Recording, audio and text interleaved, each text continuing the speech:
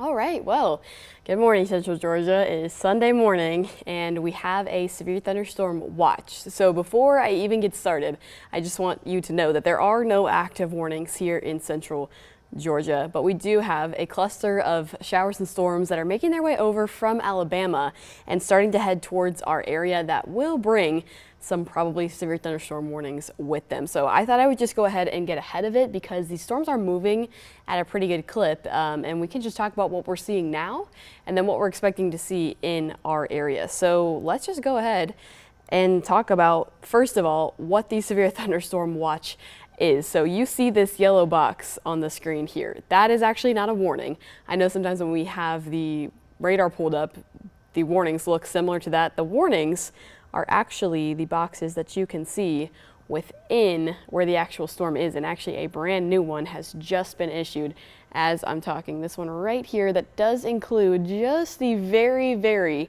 western corner of Upson County. So let's talk a little bit more about the details on this storm, and then and that's the beeping that you hear above me, is just that brand new warning. Let me check with our digital team and just make sure everything is good to go. Okay, good to go.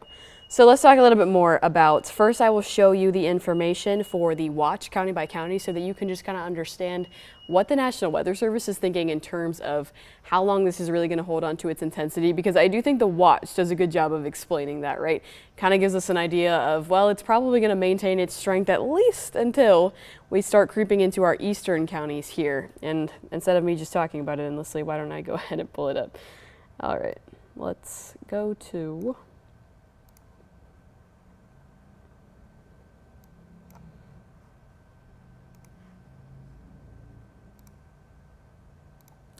And we're going to talk also about what it is specifically that has caused the warnings here in just a second as well. So don't worry, I will get to that. But this is just a more county by county explanation of that severe thunderstorm watch. So I know sometimes it's kind of hard to see with the box, but this includes Putnam, Baldwin, Wilkinson, Twiggs, Jones, Jasper, Bibb, Monroe, Crawford, Upson, and Taylor counties. Now I want to mention that the National Weather Service did say when they went ahead and issued this watch that they were saying Bibb County is kind of on the southern extent of this, which to me would make me assume that that's also probably Twiggs, Wilkinson, maybe kind of the end or the southern end of Crawford and Taylor counties, meaning it's really going to be a more of a northward event, but some of these storms could creep as far as these counties, but I'm not really expecting quite as much down in our southern counties as probably our northern counties will see, because when we flip back over to the radar, you saw it's really kind of a northern or a straight easterly push as opposed to a southeasterly push. And let me just go ahead and show you on the radar here. These warnings have got a direct easterly motion here. So that's kind of why I say they're on the southern end, and hopefully you can see that a little bit what I mean. Bibb County all the way on the southern end of this storm. So really, if we literally took a line from the very southern end of this, drew it wonky, it kind of cuts Bibb County in half. So Crawford, Taylor, even Twiggs and parts of Wilkinson, at least the southern parts, are on the tail end of this watch. Everybody else that's a little bit further north, they're going to get a little bit more of the brunt of where this severe thunderstorm is heading. So with all of that in mind, let's talk actually about what this was warned for. And it's really, I know it looks a little bit daunting on the satellite and radar, but it's a very typical severe thunderstorm warning. It's not been issued for anything quite out of the ordinary. And one of the things is something that you can see just by looking at it, a whole lot of lightning. And if I just go ahead and actually flip off the warning and watch boxes, we can take a closer look at just how much lightning it actually is, because I know it's got some really, really bright colors on there. And excuse me, we just had to reset this laptop, so I'm trying to find a way to get my picture on there full screen so that I can click all the tools that I need to. Okay. So I'm going to flip off the watch and warning boxes, and then I am going to draw this question mark, and we'll talk about how many lightning strikes have been in just the past little bit or so. Close to 1,400 lightning strikes, and I'll tell you earlier when I was doing the show, so when this system was out further towards the west in Alabama, specifically when it was kind of over Birmingham, we were seeing lightning strike values over 2,000. So there is a lot of lightning in this. As it starts to make its way towards you, it's going to be pretty bright and probably pretty loud as well. You'll probably begin to hear some thunder, especially if you're in Upson, Taylor, Pike, Lamar counties. Those areas will start to hear some thunder here before long. Not the main impact, but that's just something that you'll notice with this storm. Additionally, there is some pretty gusty winds in here as well. So that's the next thing that I want to talk about. Let's flip over to the velocity and see if we can grab a value. Again, I'm going to turn off these watch and warning boxes here, and then I'm going to explain a little bit more. We'll try to grab a pretty good pixel if we can, and you can tell where the strongest winds are just by looking at this map. You don't have to have special skills. This blue area right here is where the winds are pretty gusty. Wadley over in Alabama, so the worst of the storm, or at least the strongest part, is not in Georgia just yet. So let's take a look and see if we can grab one of these pixels and get a reading here.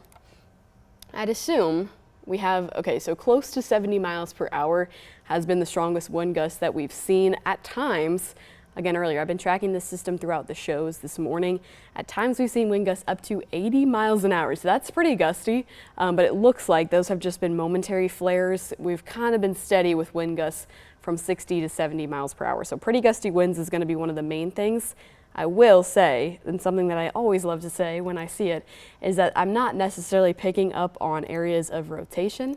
So in terms of tornado potential at the moment, it's really looking more just like gusty straight line winds as opposed to this storm trying to do some type of turning. And let me go ahead and make sure that there is no new information from the National Weather Service chat before I start talking about the hail. I want to make sure I'm staying up to date with what they're saying as well, in case they're providing any additional information.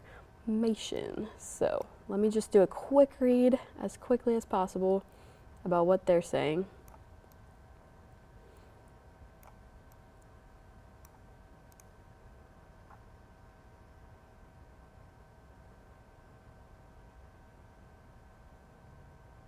Okay, sounds like we're good to go. The most recent conversation that they had in there was about the severe thunderstorm warning that we have already taken a look at. So now let's talk a little bit more about hail core, because that has been one thing that we've also been watching with this storm. I'm going to go ahead and pull that up here, and we can talk a little bit more about the hail sizes that we've seen.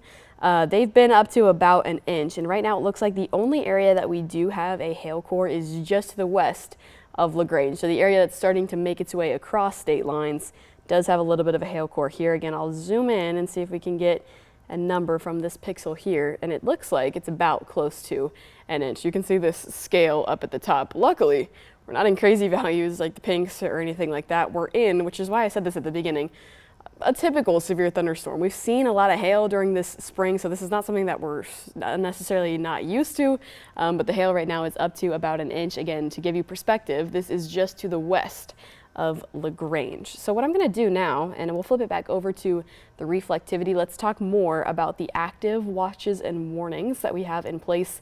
And again, in case you're just joining us now, to give you some perspective, we are not currently, except for this one severe thunderstorm warning, which let me move myself out of the way, under active warnings except for the very western extent of Upson County here. So just to the west of Thomaston is the only area that's actually within a severe thunderstorm warning. Everybody else is just kind of sitting under the watch. So we're playing the waiting game for a little bit here. This is a pretty quick moving storm, however, and I'll time it out for you in just a second here. But to show you the watches and warnings, and in fact, let's get a little more information about what this warning was for.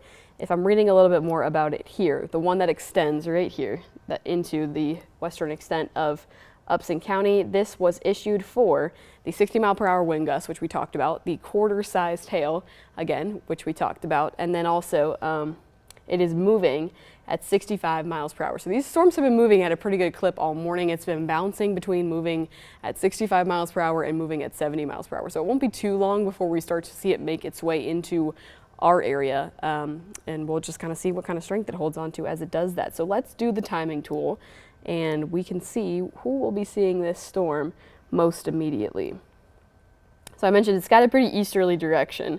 We'll take it straight east at 65 miles per hour. That means areas like Fayetteville, and let's actually go, I'm going to go down this list here. Hogansville, seeing this around 9:11 a.m., Hamilton, 9:22 Peachtree City, so north of us again, 928. Fayetteville, 935.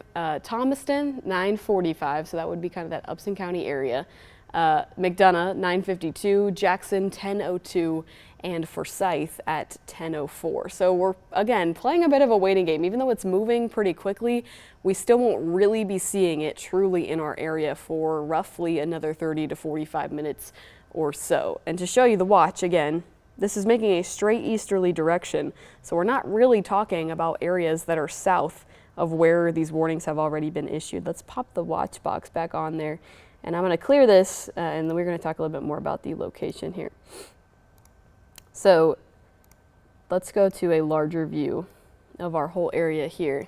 The watch box does a great job of showing where this storm will be progressing. If you're south of this box, if you're in our southern counties where things are actually really muggy and really warm, where there probably is a little bit more energy for storms like this isn't really heading your direction. It's going to continue this track straight across to the east, which is why this watch box really only extends for our northern tier.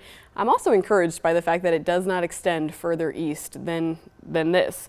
That means that the National Weather Service has kind of an idea that it may be losing strength or kind of dying out at the very least before it makes its way all the way to the eastern part of our viewing area. So that is positive news. We'll take positive news where we can get it. And other than that, it's really just this one severe thunderstorm watch. Now, we can talk a little bit about the rest of the day as well. I will say, I do think there's a chance with the heat of the day that maybe there could be some pop-up afternoon showers and storms. Unfortunately, with this pattern that we're under, the models are really having a difficult time.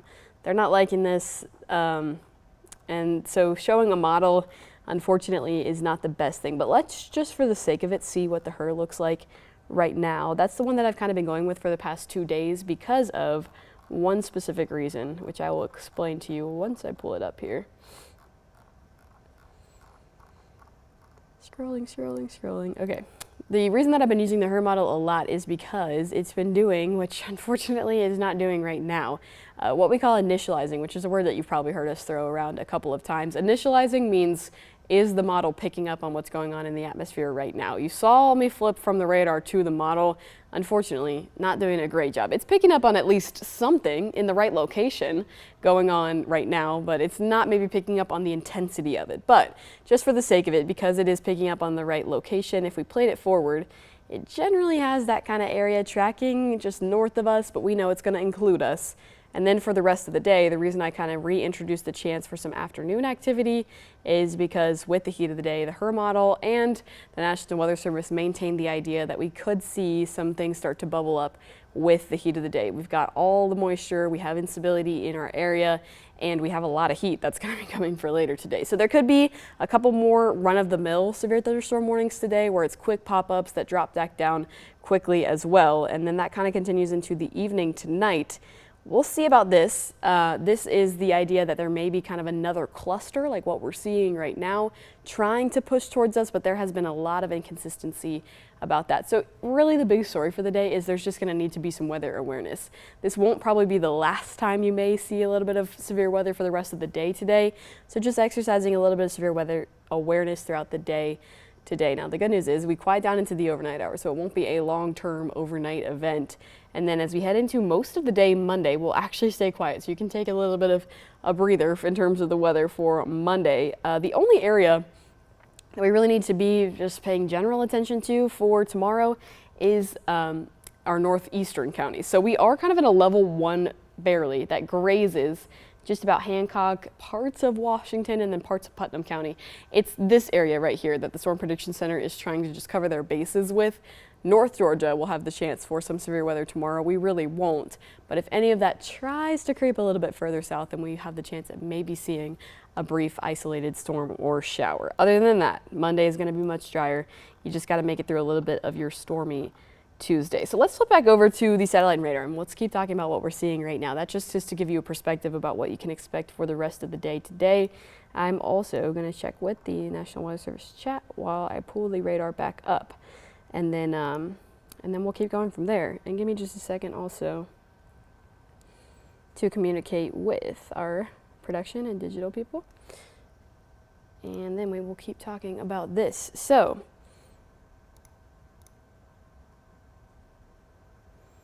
Right now, not much has changed since the last time we checked in, and really not much has been changing all morning. Unfortunately, my hope was when I first saw this pop up ahead of it, you can see a good bit of rain kind of actually in this severe thunderstorm warning box here where there's not as many lightning strikes. There's kind of the green and yellow values. I was thinking, okay, if we get enough rain ahead of this, that might actually cool things down and not give this quite the fuel that it needs to continue in intensity into our area. Unfortunately, it's just got a little bit of strength. So it is going to keep continuing our way, but I do think it kind of will choke itself out by the time it gets to the end of our watch. So again, the only severe thunderstorm warning that we really have in our area is for the western end of Upson County. But let's talk about what's happening where the storm is actually kind of at its peak intensity. I think you could guess just by looking at the lightning strikes where exactly that is. And we checked in on the hail just a minute ago. So peak intensity of this storm is where this severe thunderstorm warning exists. This one is kind of a heads up. Okay, the worst part of the storm is going to be coming your way in just a little bit, but this one is where it actually is. So in the LaGrange area, just on the very western end of the state of Georgia. This is where things are getting a little bit gusty, where there's a lot of lightning and where there's some hail as well. So let's check in on the velocity and just all the different things and see what the health of this storm is looking like right now. So we do see kind of that blue value still in there, but remember what it looked like just a few minutes ago.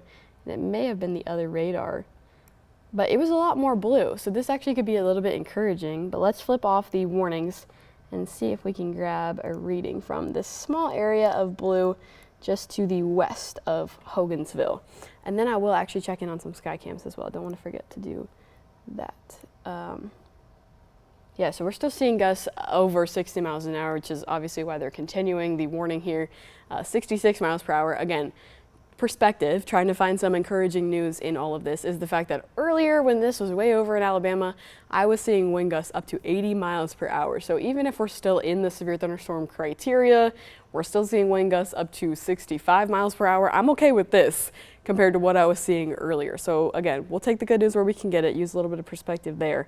And let's check back in on the hail as well and see what's going on with that. If you're familiar, hail can actually kind of give us a good idea of the strength, like the health of a storm, how much it's able to hold on to its strength, and also another encouraging sign from the hail. Now we're still seeing hail, unfortunately, so it's not like the storm is totally gone or it's totally dying down, but at least at the moment it may be taking just a little bit of a dip in this area. Remember a minute ago we saw hail over an inch in diameter. Now the reading that I'm getting is close to half an inch. So a little bit of positive news, at least for the moment here. We'll take what we can get, right? And I do have a note from our producer on my phone here. The traffic cam in Troup County, traffic camera. Kayla, if you can hear me, if you want to throw that on the screen, we can take a look at it.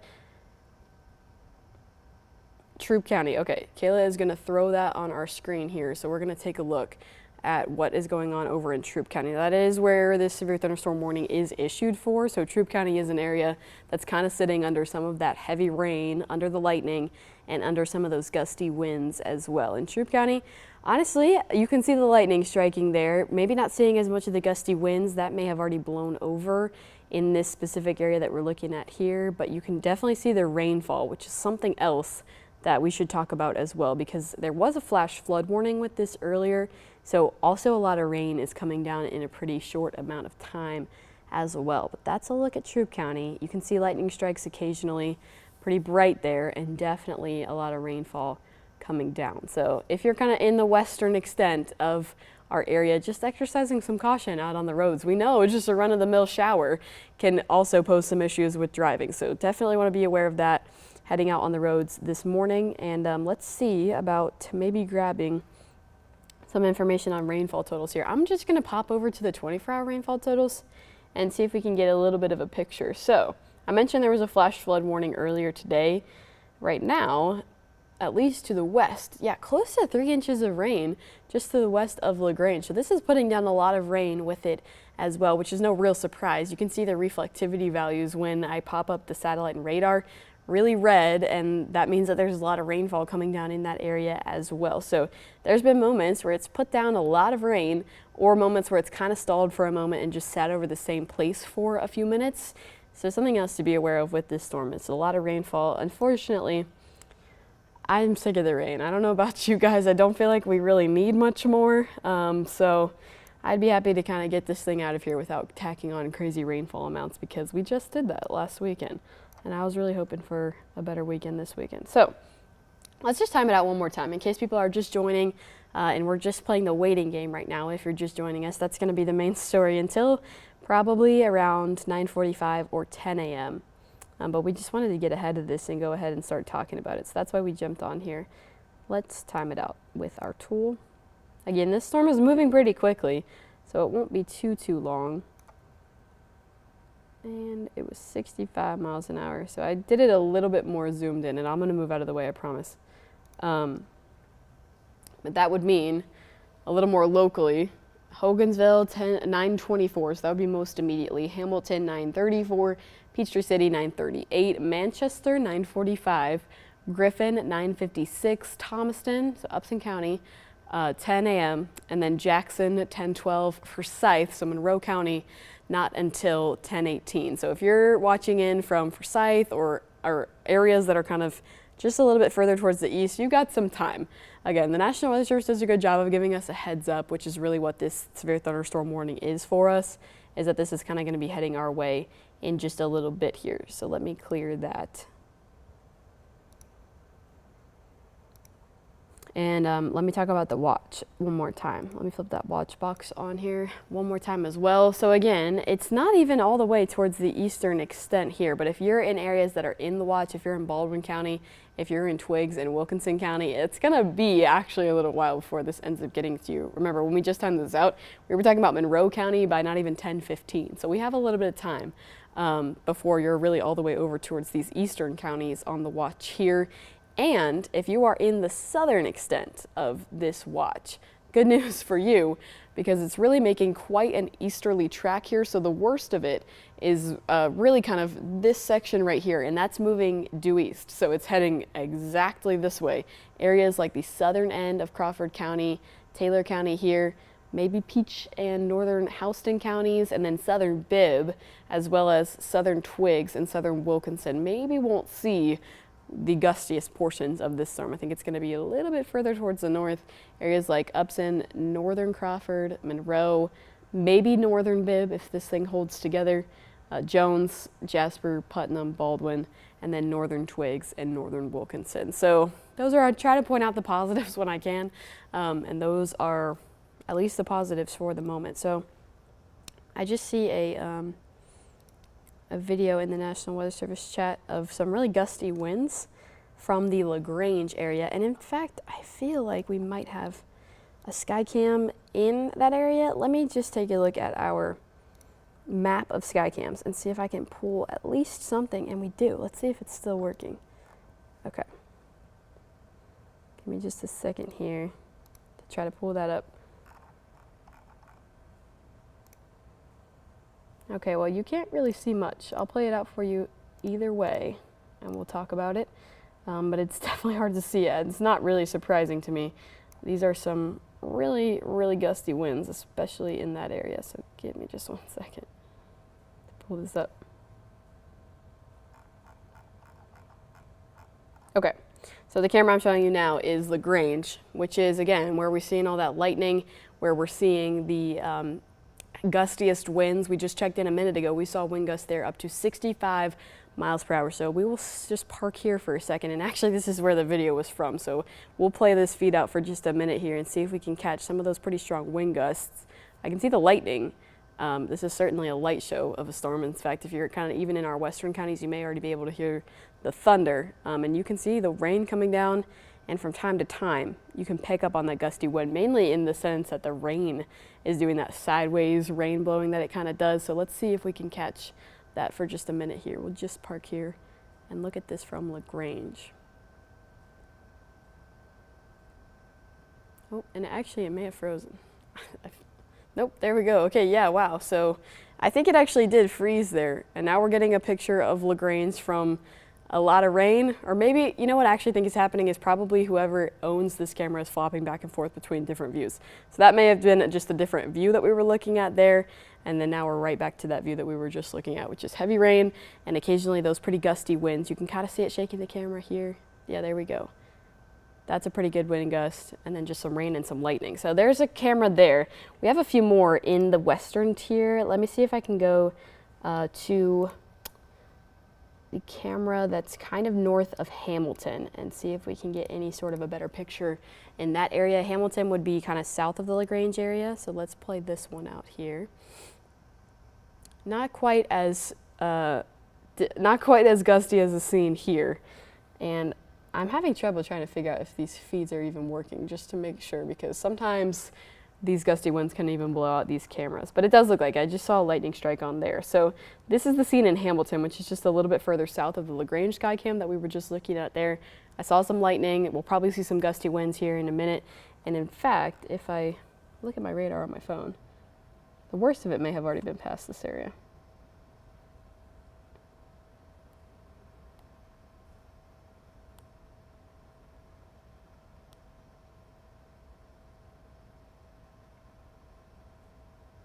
Okay, so maybe not just yet. They're kind of on that southern extent, which I was just talking about. So if you're in one of those areas that's just to the very southern end of our watch, this may end up being the scene for you, because if I flip you over to our satellite and radar right now, and we'll talk about where Hamilton is in relevance to where the actual storm is, you'll kind of see they're on the southern extent as well, which is maybe why we're not seeing quite as much rain, quite as gusty winds as we saw in LaGrange. Yeah, take a look at that.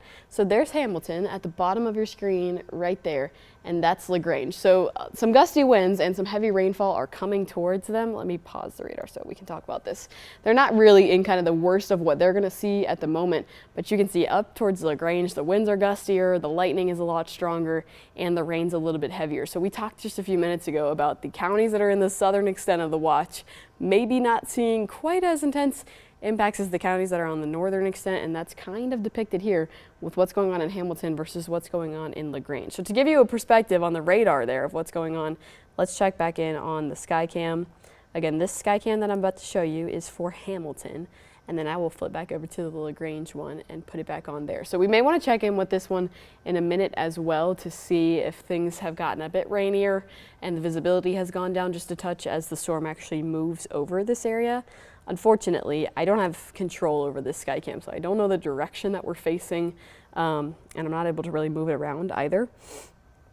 And let me flip LaGrange on one more time, and then I also see a text from my producer about a traffic cam that we can check out as well. So let's do LaGrange one more time, because at least from what I can see on my computer, it's a pretty dark scene there. It looks pretty hazy, and you can definitely see the rain coming down and the lightning strikes that are accumulating there as well as some pretty good wind gusts also. Yeah, the lightning there is definitely one of the main things that you notice. It's probably really, really bright over in LaGrange. Oh yeah, and I am seeing a note from the people who have access to this camera telling us that they pointed it down at these buildings on purpose because that was giving them the best perspective of the wind gusts there. So let's actually, Kayla is telling me that she has a traffic cam in Muskogee that's gotten some haze from the rain. Kayla, if you want to throw up the Muskogee traffic cam, we can take a look at that. Yeah, definitely hazy from the rain there. So that was one thing we mentioned just a few minutes ago, is that the visibility is going to be down just a little bit with the rain. Not only that, but there's a good accumulation of this rain out on the roads as well. And luckily, you could see a few cars going by. You can see people taking it pretty slow. So it looks like people are kind of heeding to the decreased visibility and the puddles. And yeah, people are moving pretty slowly, which is what you should be doing when there's a lot of rain coming down and there's a gusty storm like this one. If you can, avoid being on the roads, but if you have to be out there, just definitely take it slow. And something that you're actually not supposed to do, which I know is kind of a misconception, is putting your hazards on. It actually can mess with your depth perception. So if you do happen to be out on the roads, sometimes it seems like natural instinct to try to turn your hazards on. Don't do that, or you may mess with the neighbors on the road, their depth perception of where your car actually is. So just a little safety tip about driving in the roads. And other than that, yeah, that must be a ton of rain that's coming down on the road, because you can see just how slow everybody's taking it there. That's a look again at Muskogee on the Skycam. Thank you, Kayla, for that one.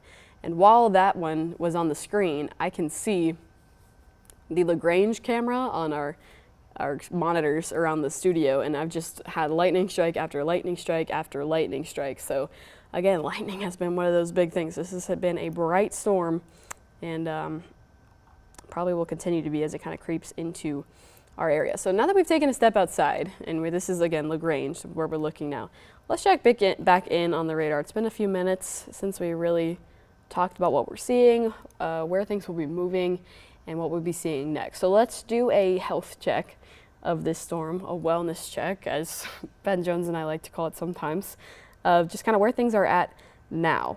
And we're going to start with the wind speeds, because that has definitely been one of those things that's fluctuated from time to time. Now when I look at winds kind of along the strongest region of this storm, the brightest areas that I can see is kind of just to the north of Lagrange, north of the Hogansville area. Sorry, I'm face down in the radar there, just trying to see. And that is kind of one of these values here. We're still getting wind speeds close to 60 miles per hour. Now I know this doesn't seem like a good thing, but we're going to count it as a good thing, at least for right now, because I'm telling you, earlier I was seeing wind gusts up to 80 miles an hour. We will always take a standard run-of-the-mill severe thunderstorm wind gust that's closer to 60 miles per hour than one that's up to 80. So we're going to take that as a good thing for now. It's not 9. That is just a new run of the radar there that's kind of knocked my value that I chose off of there. We're still getting some pretty gusty winds, so that's definitely still within the criteria for a severe thunderstorm warning to be maintained. But otherwise, just general things about the storm elsewhere, I really don't see signs of rotation. So I know that's something that we watch for a lot with systems that we have in the springtime, and I really don't see anything that looks impressive to me. It seems like in terms of wind speeds, what we're looking at right now seems to be straight line winds. Elsewhere, I'm just not seeing anything that really flags my attention. Hey, we should be paying attention to this. So that is good news as well. We'll throw that in our good news box also. And now, the only severe thunderstorm warning that we still have is the one that does extend into Upson County. Now, this expires at 9:45. I don't know what time it is. Okay, it's 9:34. So we've got another 10 minutes or so on this warning, and if they decide, if these wind speeds hold up the way that they are, if we have some hail, which we can check out here as well, they'll probably go with a severe thunderstorm warning that includes more counties in our area in the next 10 minutes. So we'll see if they end up doing that. It's likely that they will, especially just with the way this storm has gone. There's been moments where it's been a little bit weaker and then it's picked back up. So we'll probably hold on to severe thunderstorm warning for our area. Something else though, for positive news, the hail just continues to decrease in size. A while back, which actually I can play this back, we were looking at hail that was right there. As it started to make its way towards state lines, this hail core that you're seeing here, this was over an inch or close to an inch there. And then as we've kind of gone on the next couple of scans, you can see the storm has just kind of lost its strength a little bit in terms of the hail core there. So hopefully this will be something that we can lose. Hail is always a good indicator of the health of a storm, how well it's doing, maintaining itself, because it's an idea of what's going on with the updraft, which is kind of the lift in a storm. So when there's less hail, that means that the updraft is a little bit weaker, which means hopefully the overall kind of strength of the storm is generally a touch weaker. Again, it's still a severe thunderstorm, but definitely better than it was looking at least a couple minutes ago. Lightning is one thing that we have not lost. Let's turn the warnings off again and just check on the amount of lightning strikes that we have here, because that has been something that has just been impressive all morning long. Yeah, we still have close to 1,500 lightning strikes. Every time I check on this, we're well over 1,000. And earlier, I mentioned this kind of at the beginning of hopping on here, but when I was doing the newscast for the 7 a.m. 13 WMAZ show, I saw lightning strikes. We had 2,000 at a time. So there has been a lot of lightning with this storm. It's definitely not something you want to be outside for. Never a severe thunderstorm warning is, but especially with this much lightning, you just want to wait it out indoors where you are safe from lightning like this. So yeah, let's do the time one more time just to talk a little bit more about who's going to be seeing this storm when, because we're creeping closer now to 10 a.m. Again, it's about 9:35. So in 10 minutes, we're going to have a whole lot new information in the sense that we are going to know if they're going to hold on to this severe thunderstorm warning into our area, and then we're going to have an idea of what the strength of this system is going to be like as it pushes across central Georgia. Again, positive news. It definitely has looked a lot worse than this when it was over in Alabama. It's definitely a gusty storm. We still got a little bit of hail, and there's definitely some heavy rain. But just in terms of the progression of everything, I just want you to know it's definitely looking a bit better. So let's time this out from kind of the brunt of the gustiest portion of the storm. Still moving quick, still moving at 65 miles per hour as of the latest update. So we'll time that out. Now move out of the way. That is going to be, we've talked about these areas several times. So remember Hamilton, that sky cam that we just checked on, that will be in the next 3 minutes or so. So we're going to check back in with that Hamilton sky cam here in just a minute.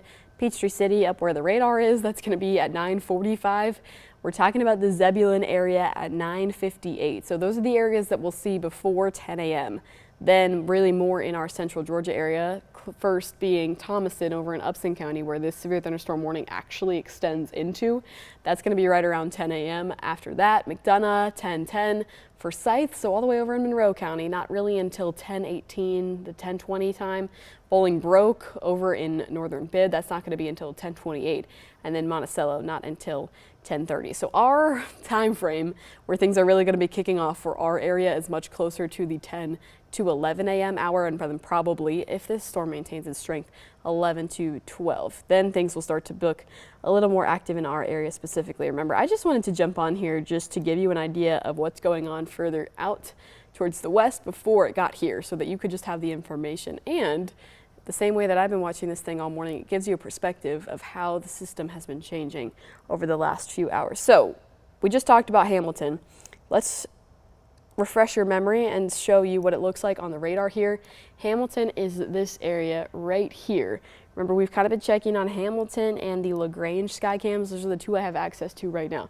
LaGrange has passed now the brunt of the strongest winds, which is going to be kind of right along this kind of bowed segment here, and the brunt of what looks to be the heaviest rainfall, which is also there as well. Hamilton, you can see on the southern extent of this, so things aren't quite as strong in Hamilton, but they're entering now what seems to be the gustiest portion and what's going to have the heaviest rainfall. So with that in mind, let's check in with our sky cams in LaGrange and in Hamilton. And I'm pretty sure I have one of these already keyed here.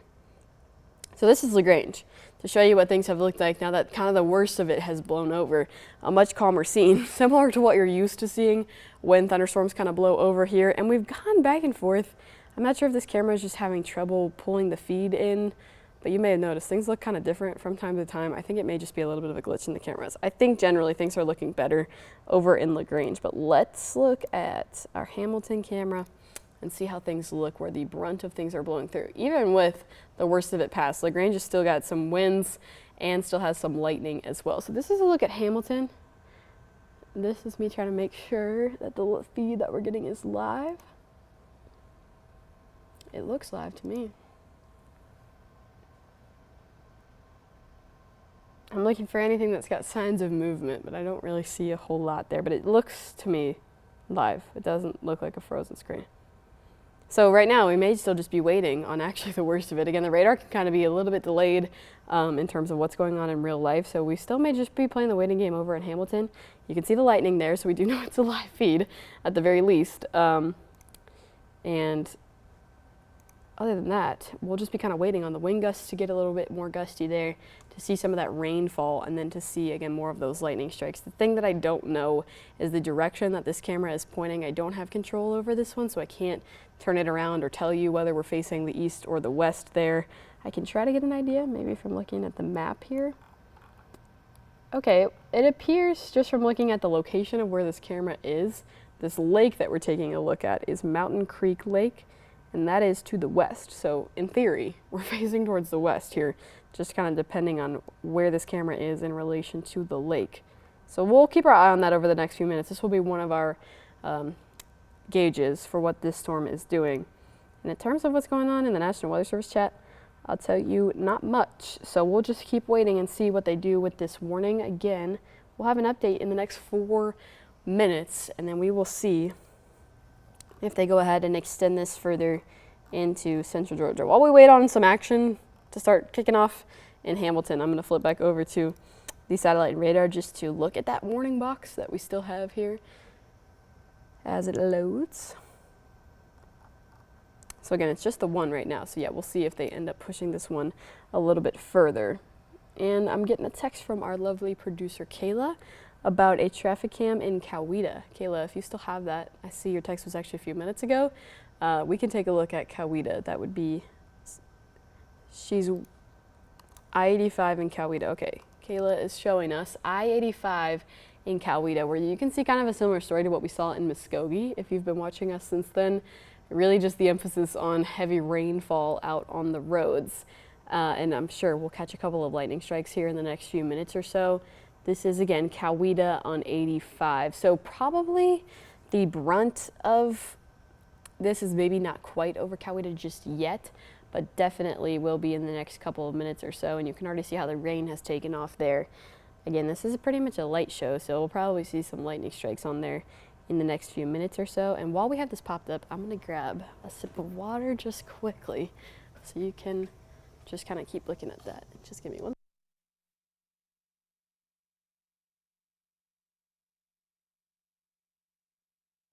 So yeah, we'll just keep playing the rounds with the cameras here and get a picture of what this thing is doing out there. Luckily, like I've said a couple of times, which I feel like is always positive for me to be able to confidently say, is that I'm not seeing anything super out of the ordinary with this storm. So we're just playing the waiting game for kind of just a nasty severe thunderstorm that's in the, again, northwestern tier of our area. So, all right, we've got an update now. It is just before 9:45. The National Weather Service has gone ahead and went with a new severe thunderstorm warning, which is what you hear over me now with the beeping. So let's talk about it and who specifically this includes. I'm going to go through the list here so that you can have an idea. This is a severe thunderstorm warning for Spalding County, Southern Fayette County, Northeastern Marion County, Meriwether County, Pike County, Northeastern Muskogee County, Western Monroe, Upson, Southern Butts, Harris, Southwestern Henry, Northwestern Crawford, Southern Coweta, Southern Clayton, Talbot County, Northern Taylor, and Lamar counties. So this does include most of our area. So now we kind of are getting our heads up, as they did with kind of the warning that they issued for the western end of Upson County. This is our polygon here, and this one is our heads up of, okay, now this is starting to head your direction. And I will note with this one actually, which is a little bit of a bummer because we were hoping that this thing would keep tracking due east, which would mean that kind of our southern counties that were on the southern extent of this watch box here, which again, this yellow box that you see with the straight edges, that's a watch. So that is not a warning. We were hoping that this would continue due east so that the areas that were on the southern extent of our watch box really wouldn't be under the brunt of this. But now you can see, and you can almost see it as we just keep playing it forward, this warning starts to take maybe a little bit of a southeasterly direction. And let me see if I can confirm that with the info on the warning. Oh, well, it says it's still moving east. Maybe just the shape of the box is a little bit deceiving there, or kind of includes just a few more areas on the southern end. But it's moving slower now at 50 miles per hour. So with this warning, they went ahead and issued it due to 60-mile-per-hour wind gusts and quarter-size hail, which is what we saw just a few minutes ago. So let's check back in on those specific parameters and see where exactly they are and who's going to be seeing them most immediately. Again, with this, I still continue to maintain that I'm not really seeing a ton in terms of things that are rotating. So when we're talking about these 60-mile-an-hour wind gusts, I'm really talking about straight line winds here at the moment. We'll keep checking in on that just so that we know what's going on with the winds, but I really don't see much that's flagging to me that we've got major signs of rotation. So positive news with that. But we do still have some gusty winds in the area. Honestly though, again, not as bad as what I was seeing a few minutes ago when we were seeing those 80-mile-an-hour wind gusts earlier in the newscast. So let me turn off the warning, and we'll see if we can kind of get the gustiest regions here. It'd probably be heading into Talbot County, this area that's pushing towards Talbotton over our Hamilton area. So we probably should check back in on our Hamilton Skycam. The line kind of heading towards Manchester, Woodbury, Gay, Sonoya, excuse me if I'm mispronouncing, and then towards the Peachtree City area. So for our counties, that would be the area that's pushing towards Pike County, heading towards Upson, and then making its way towards the Lamar area in the next little bit or so, but not definitely most immediately. Let's actually do the timing tool now that we've got a new warning. This is moving slower, so it may take even a little bit more time than I mentioned just a few minutes ago to get to our areas like Monroe, like Bibb, like Jones, because of how slow this thing is moving now. It'll probably outrun the timing that I'm going to do is probably going to outrun the box just a little bit, but let's do like this and time it out. I'm going to take it from, which will give you an idea of the area I was just talking about, the area that's bowed, and you've probably heard us say this during coverage before, but I'll point it out for you here. That would be this area right here. Bowing just means that all the winds that are progressing this storm forward have kind of channeled into one area. They've all channeled into this center here, and that's pushing the front of the storm forward. So this is kind of that bowed segment. This is where I'm going to time it out from, because from my eye, that's kind of the area I can see where the winds are the gustiest and things are probably at their peak intensity. So let's use that as our gauge. We're going to do 50 miles per hour. They still say it's moving due east, but you can kind of see why I thought that. If we're taking this directly east, our box maybe looks a little bit turned towards the southeast. All right, let's do 50 miles an hour. And I think it's going to reflect kind of the same thing that we've been saying for a while here. That's going to be Molena at 9:51, Talbotton at 9:58. So I talked about Talbotton just a minute ago. That's definitely where the gustiest winds are heading towards in the next few minutes. Thomaston, which has been waiting on this for some time. Upson County has been in the warning since we've started talking about this, since around 9 a.m. And they will finally start to actually see the brunt of this storm starting in the next 15-20 minutes or so. Then the Griffin will be next at 10:12, Culloden at 10:21, and then finally heading towards areas like Monroe and Bibb close to 10:30, probably the Bibb area by 10:40, 10:45. So we're still playing the waiting game. If you remember, a few minutes ago I said that 10 a.m. to 11 a.m.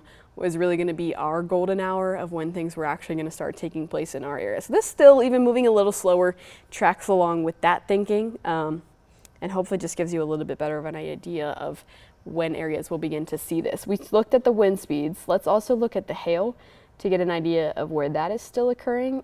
And luckily, we still haven't seen the hail jump up quite as much as well. So it does seem like we're talking now more about the winds as opposed to the hail, because the hail parameter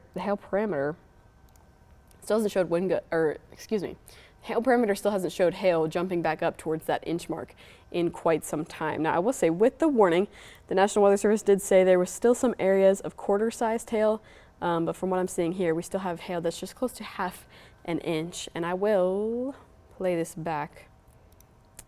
Sorry, my radar just reset, so give me 1 second to flip back over to the hail, and then I'll play it back to show you that we've seen hail worse than this earlier in the day today. Specifically in Alabama, which Alabama generally has had things a bit worse than us throughout the day today, unfortunately, for our neighbors, but fortunately for us, things have kind of died down as it's crossed state lines here. There's a look at where the hail was much, much larger, just to the west of LaGrange. And as it's crossed state lines, the hail parameter, or the hail core, excuse me, has just continued to die down. So let's take that forward to where we are now, which I probably need to move to where we are here, just to the west of Upson County, who again was the first county to be issued in our severe thunderstorm warning. So if you are in Upson County and you've been watching me for a while because you have been under the severe thunderstorm warning for a while, just so you are aware, there is an area of half an inch size hail heading your direction. So Upson County, this area essentially would kind of keep tracking due east. So Thomaston, if you're in Thomaston, and if you're just generally in Upson County, in terms of our specific area, that's going to be the first area that's got this region heading towards it. And that's kind of the only area of hail that I'm picking up on that's most immediately pushing into our area. So Upson County, definitely some hail coming your way. And let's look a little bit more at the winds just to see what's going on with wind speeds also. No surprise, but also the area that's tracking the hail also has got some gusty winds in it as well. So you know this, where the values start to get a little bit brighter is where we're looking at the wind speeds getting a little bit gusty. I'm going to flip the warning off so we can get specific numbers here. So in Upson County, maybe I'm not able to grab quite as good of a value, or maybe it's really just below that 60 mile an hour threshold, but I would think we're probably getting numbers close to 60 miles an hour there. Maybe close to 60 mile an hour winds heading towards Thomaston, but it could be actually a little bit lower than that, which would be good news. I will say sometimes it's just hard to grab the right pixel on the velocity product here that tells you exactly what the wind speeds are. So we'll assume, because it's a severe thunderstorm warning, that gusts up to 60 miles an hour could be heading towards Thomaston. So a little bit of hail and some gusty winds pushing into Upson County now. Where are the winds heading most immediately next? Well, that would be Talbotton, which we talked about just a few minutes ago. Talbot County, so you can see, again, we talked about that Boeing segment. That's where these wind speeds are. So some gusty winds heading into Talbot County here, but really the gustiest of it is to the north of Talbotton. So the values are brighter up here towards Upson County. Down in Talbotton, you can see a little bit duller, still gusty, but a little bit duller. I would say the brighter values are a little bit further up towards Upson County. Then further north of that, I believe Pike County, that is where we're still seeing some pretty gusty winds as well. I'd say those are probably the strongest winds. Let's see if maybe we can grab a different value and see if maybe that gives us some of those readings closer to 60 miles per hour. I keep getting 45, so maybe the winds have just died down just a touch for right now, but we're going to assume that they could still gust up to 60 miles an hour, which I just said a few minutes ago. And those wind speeds, that again is for the Upson into the Pike area here. So still not really truly in our counties that have been kind of waiting on this all morning for another little bit or so. And just also to keep you up to date with the chat in the National Weather Service, what they're talking about. We just had a question from the emergency management in Macon-Bibb County about if we would see a severe thunderstorm warning in the Bibb County area. And the National Weather Service does maintain that if this storm holds its strength, which is kind of always the caveat there, then they will go ahead and continue this warning into the Bibb County area. Again, that's if it maintains its strength. So we'll see how the health of the storm is looking over the next little bit or so.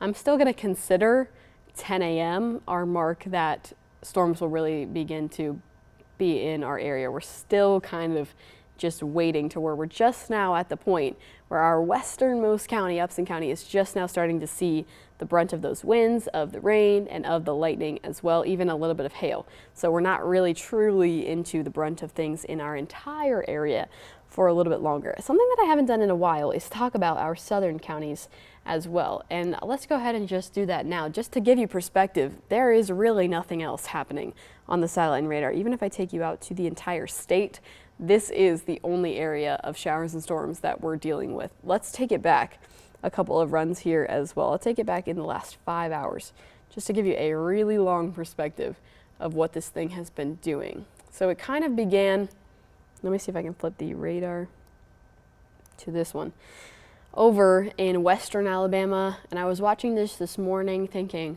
please lose strength before it gets to our area. Unfortunately, it has not really done that. It's done quite the opposite. So it really started to take off, and remember, the lightning is not a good indication of when this thing started to take off because we only have lightning data until right here. So this does not mean that all of a sudden the lightning started firing up. It just means that's as far as our lightning parameter will go.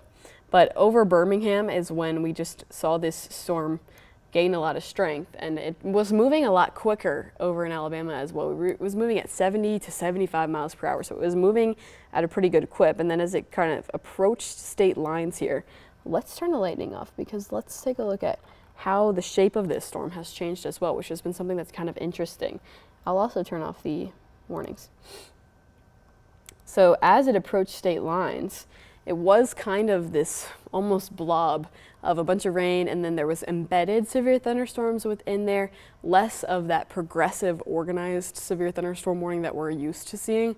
It was more of those occasional little polygons here and there, just moments of areas embedded within this kind of big area of rain that became severe thunderstorms. And then as it kind of approached state lines, it's really gotten together. It's organized a little bit in the sense that it's concentrated on a specific area of the storm. You can see that as it starts to do this bowing here, just north of Columbus, the concentration of the storm has gone into directly one area. So as it does that, it's kind of just changed the shape of what we're looking at here to where now we're getting kind of that bowing that we're honestly quite used to seeing in severe thunderstorms in our area. So that just means really gusty winds. Luckily, right now, I'm not monitoring areas of rotation, so good news with that. But we do have some hail and we've got some pretty gusty winds as well. Now, we're talking about Upson County because it's the first area that's really seeing the effects of this in our area. So our producer, Kayla, who's been doing an awesome job with our traffic cams, told me she has a traffic cam in Upson. We'll see what we can grab from there. Maybe that might be some hail, or it may just be some raindrops. It's really hard to tell with these sky cameras sometimes, but we could be seeing some hail there. You're definitely seeing the rain come down, and I may want to sit on this for a few minutes and see if we can catch those street lights starting to wobble around, because that would kind of give us an idea of the winds getting pretty gusty there.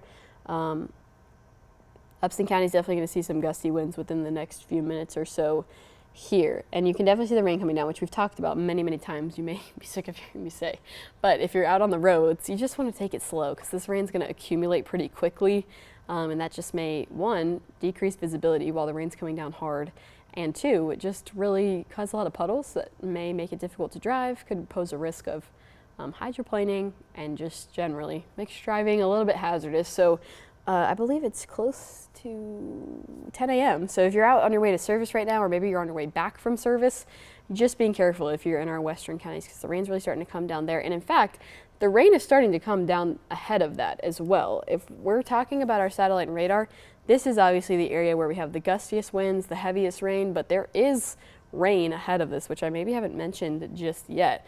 I can even check in with our sky cams now that we're starting to be within our area about what things look like, even just in areas like downtown Macon where it may be raining. So let me go ahead and flip to our Macon sky cam.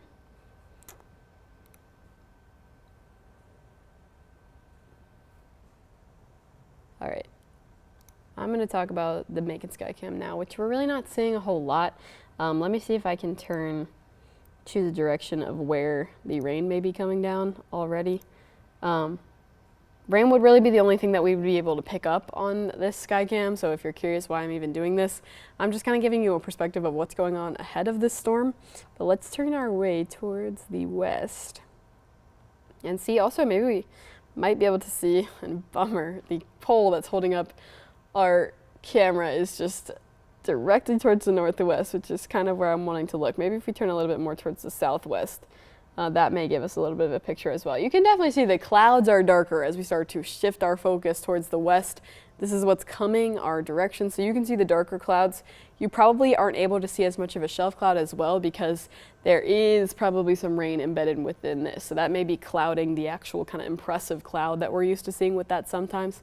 I may have just made that up, or it may have been my vision or one of these lights, but I thought I just saw some lightning, which we probably would be able to see in the distance with this at this point as well. That's a check with the Macon sky cam. Let's see if I can turn the Perry and Warner Robins sky cams and get a picture of that as well. While I turn those, let's just flip over to the satellite and radar so we can get an idea of where things are kind of the gustiest here.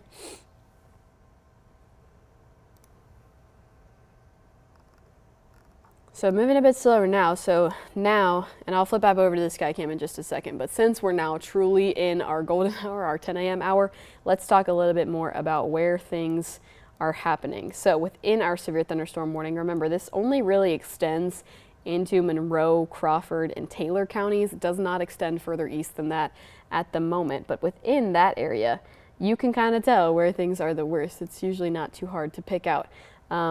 Let's just flip the watch box off now that we've talked about that, or the warning box. And now I see, as this new radar scan just came in, which if I flip the lightning off, you will be able to see as well, those purple values. So purple tends to tell us two things. One, it means the rain's coming down really heavy.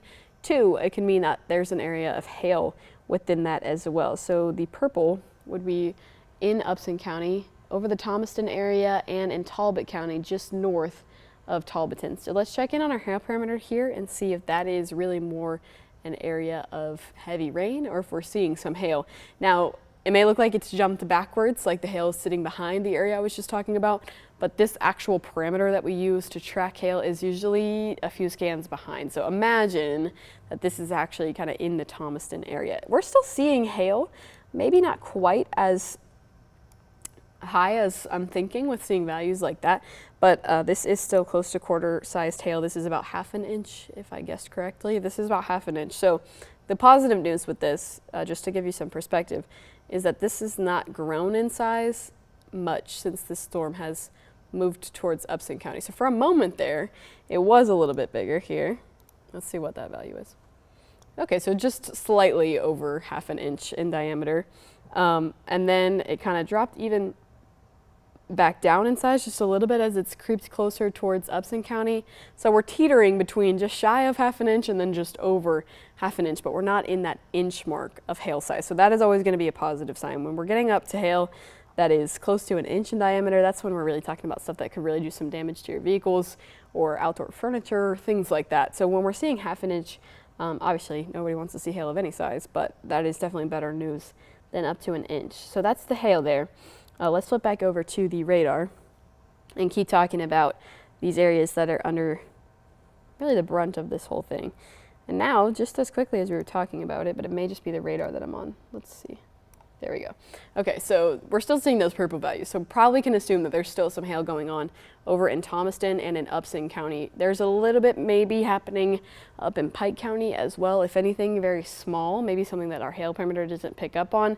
If not that, really heavy rainfall there as well. So picking out the worst of this is not the hardest thing to do. You can see that there, just in Upson County, and this is continuing a due easterly track here. So after this leaves Upson County, it's not going to go down or go up. It's going to keep tracking into Monroe and kind of the northern tier of Crawford. So we'll do the time thing just one more time to give you a little perspective on that.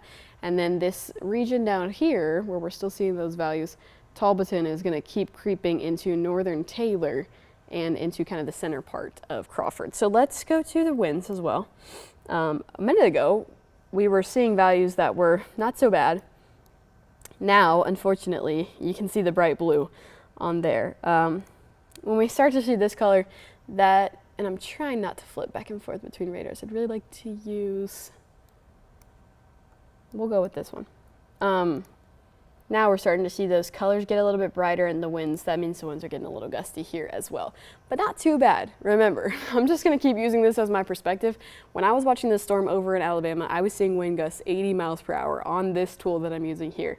I was clicking on a pixel and getting 80 every single time. So now that we're just seeing winds that are 60 mile per hour plus, that's definitely better than 80, but of course that is still within severe thunderstorm warning criteria, and that is pretty gusty. With a lot of rain that we've had over the past few days and a lot of the rain that's coming down now, a 60 mile per hour wind gust is definitely capable of taking down maybe a tree, maybe some tree branches, power lines, things like that. So this is still a gusty wind. We still want to pay attention to this, and it's definitely gotten a little bit gustier as it's entered into Upson County. Remember, the values weren't quite as bright just a few minutes ago.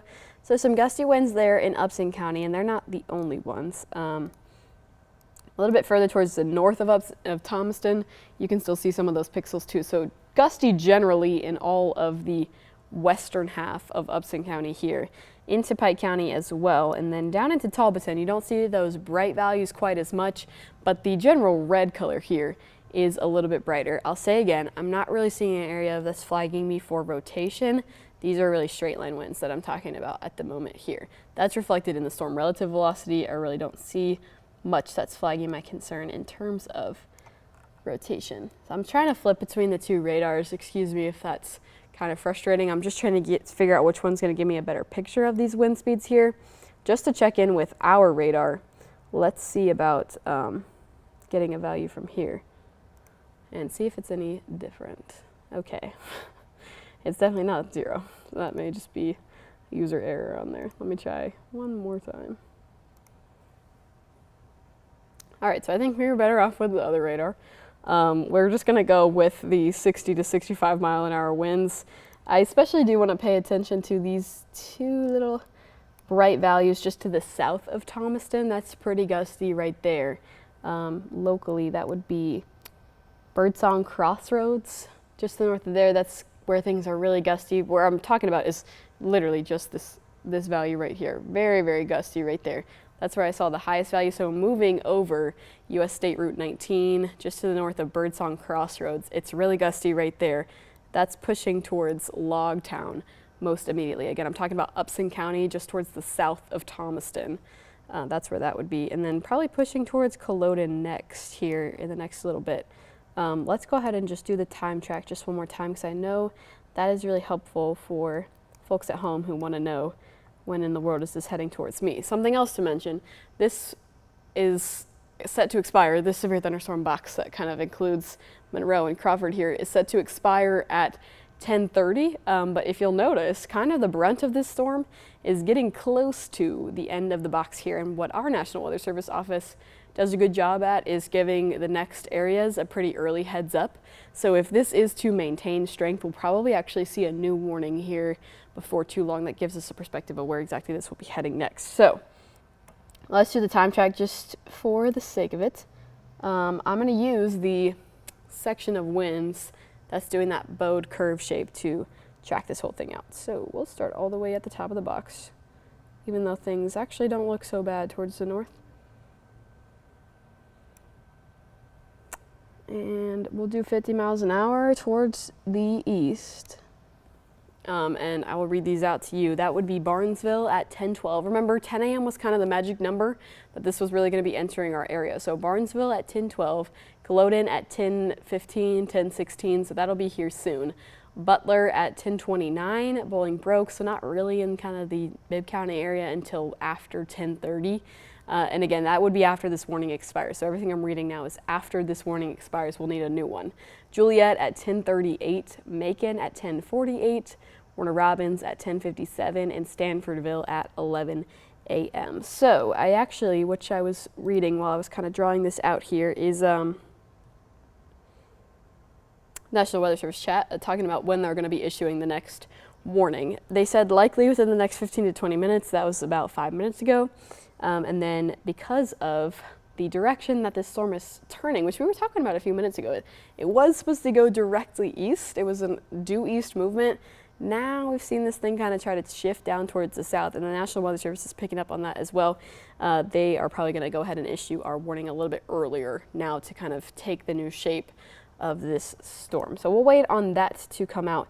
And while we do that, because we're getting closer to our Skycam areas like Perry, Warner Robins, and Macon, we're gonna take a look outside and see what we can see there. Really quickly first, I'm just gonna do one final radar check before we leave the radar. And again, to flip over to this graphic, just so you're aware, the straight edge box that you see here, that's more of a perfect rectangle, that is a watch. So this is not a new warning. This is a watch box for areas that are under the severe thunderstorm watch. Let me just look at the winds one more time, because I know I was talking about this gusty area to the south of Thomaston. That still looks really gusty, so I'll say that one more time before we take a step outside. This region of winds right here, just to the south of Thomaston, the values are still really bright. I'm getting a lot of high winds here. So if you are, again, we talked about US State Route 19, I believe it was, and Birdsong Crossroads, really gusty there, heading towards Logtown, and then before too long, pushing towards Culloden here. So that's an area that I just want to keep drawing your attention back to there. And then even to the north of Thomaston, less concentrated, but there is kind of a broad area of wind speeds here. The reason I keep picking this one out is just because it's a little more concentrated, which I don't love to see. I prefer it to be a little more broad, but when I flip over to the storm relative, I'm not seeing anything that really makes me super concerned. I just want to make that aware that if we're talking about the health of the storm, areas that are the gustiest, areas that have the highest wind speeds, that's the area that I just want you to know about and pay attention to. I'll flip over to the hail as well one more time.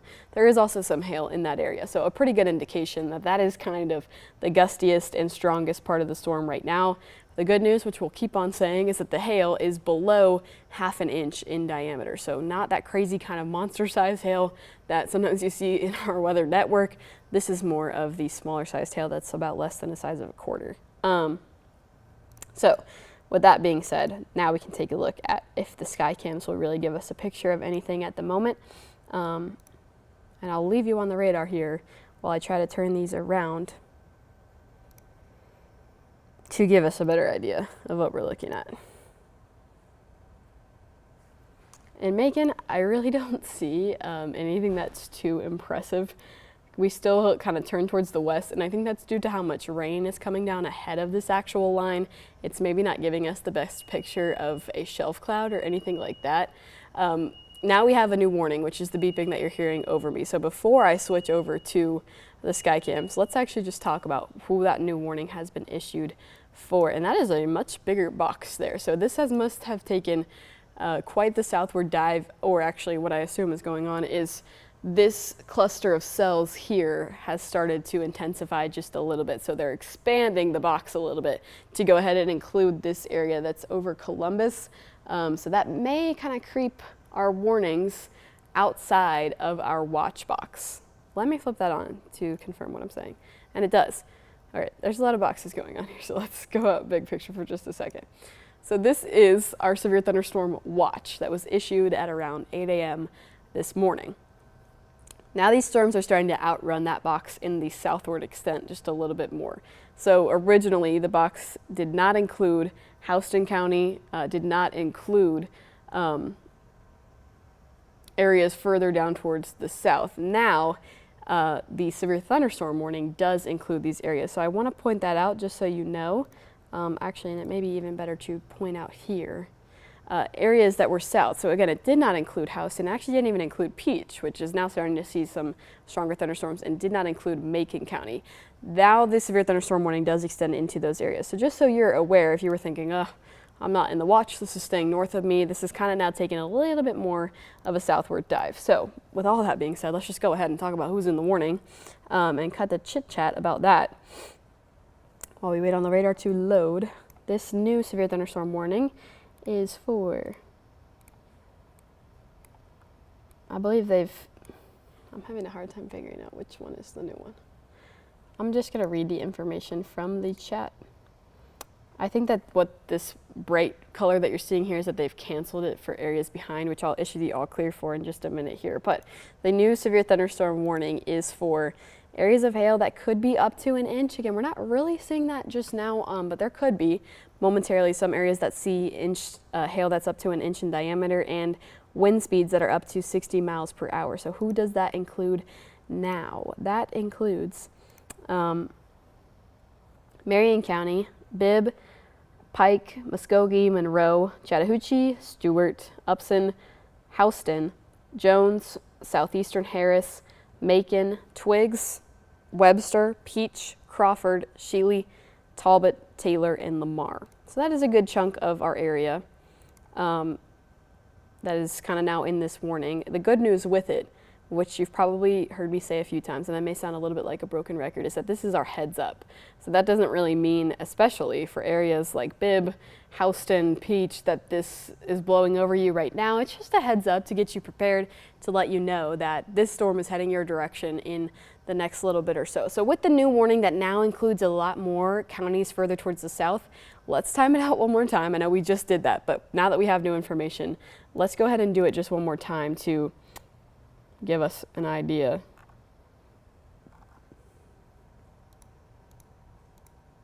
I'm sorry, my computer just totally glitched out on me. Let's see. Okay, there we go. Sorry about that. The computer just went a little cray-cray. Okay, we're going to time this out now with this new watch box. Now that the way that it's moving, it may have picked up speed just a little bit. Yeah, just a touch. So it was moving east at 50 miles per hour. It's now moving east at 55 miles per hour. So moving just a tiny, tiny bit faster than it was before. So we're going to time it out just a little bit further than we were before. Again, taking the worst part of that storm and timing that out, because you can see it, where we're still getting purple values here and where we still have this shape, the bow and arrow shape there. That's what we're going to use. And we are going to take this down to the south as well. And I'm going to time this out to the east at 55 miles per hour. So that actually does not outrun this box here. but it will kind of give you an idea of who's going to see things first. So Butler over in Taylor County, this is coming to you most immediately in the next 5 to 10 minutes or so. Forsyth, so Monroe County, who's been waiting on this for a while, that again kind of most immediately to you as well, close to 10:30. Then we're talking about Macon-Bibb County, areas like that. That will be Bolingbroke at 10:37. Fort Valley, so Peach County areas, that will be at 10:40. And then on the tail end of things, a little bit further out, Macon County, 10:48. Perry, so Houston County area, 10:57. Jeffersonville, so the Twiggs County area Jeffersonville is technically not even in this warning, but Twiggs County would be 11 a.m. and beyond. So we're going to see if we hold on to that past 11 a.m. I would really hope not, but the way that this storm has kind of just maintained its strength, we're going to assume for now that we may be taking this past 11 a.m. This actual warning goes until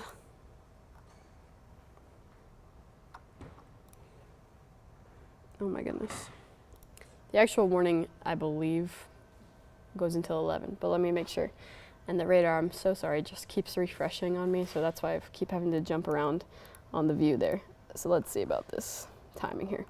This new warning that we just got, yes, ends at 11 a.m. So we may have new information, new idea closer to 11 a.m. So I know I said I was going to flip over to the sky cams, but before I do that, with so many new areas included, let's just talk about the health of this storm, where things are the strongest and where things are actually maybe not quite as bad. So just taking a look at the winds here on the velocity, you can really tell where things are the gustiest. We talked a little bit about the bowing shape that this storm has taken. That's the concentration of all these winds funneling into one area. I don't even think I have to point it out for you. You can definitely see where that is, these bright values on the velocity. And I'm actually just going to go ahead and flip off the warning boxes so that you can get a picture of this. I'm going to use these values first and see if that will give us maybe a pixel that will kind of give us the idea of the numbers there. I'm really not sure what's going on with this product. I don't know why it keeps doing that. Let's see, maybe if I do it off the air. Okay, so I will say I just clicked this using the off-air tool, so it won't populate on the green screen here. That one seems to be working better. This area here, just between Culloden and kind of the northern tier of Taylor County, I just got a wind speed that was up to 75 miles per hour. So that was a momentary gust that got that high. But that's definitely the highest gust that we've seen in our area so far. So this is the area where the winds are just really, really gusty. That is heading into Crawford County here, just to the west of Roberta, south of Culloden, but Culloden's probably getting a good bit of those winds as well. And then in northern Taylor County, things are not quite as concentrated, but you can still see those values of yellow. If you are looking at this map and you can see those values of yellow, I want you to think, okay, that is kind of where the winds are getting the gustiest. So in between Roberta and Culloden here, this is where I got that wind speed up to 75 miles an hour. That is pretty gusty, capable of taking down some trees, capable of taking down some power lines. These are straight line winds, so I'm not talking about an area of rotation, but this is really, really, really gusty right there. Let me just flip over to the storm relative velocity just to confirm what I just said. And yeah, no area of rotation, that is straight line winds. So good news with that. But straight line winds are still pretty powerful. Sometimes if they can get gusty enough, they can definitely do some pretty good damage as well. So overall, just looking at the entire storm of itself, that is really the only area where we're seeing that, but that is going to be heading into Crawford County, just to the west of Roberta, and then the southern tier of Monroe County there, that Culloden area, that's where the winds are getting pretty gusty as well. And then not quite as gusty as probably 75 miles per hour, but still pretty gusty north of Butler in Taylor County here. And this is supposed to be continuing a due easterly motion here, but I understand why that's a little confusing because of the shape it's taking. It looks like it's heading towards the south, but it is, they maintain to think that it's heading due east. So this area would be pushing straight into Crawford County here.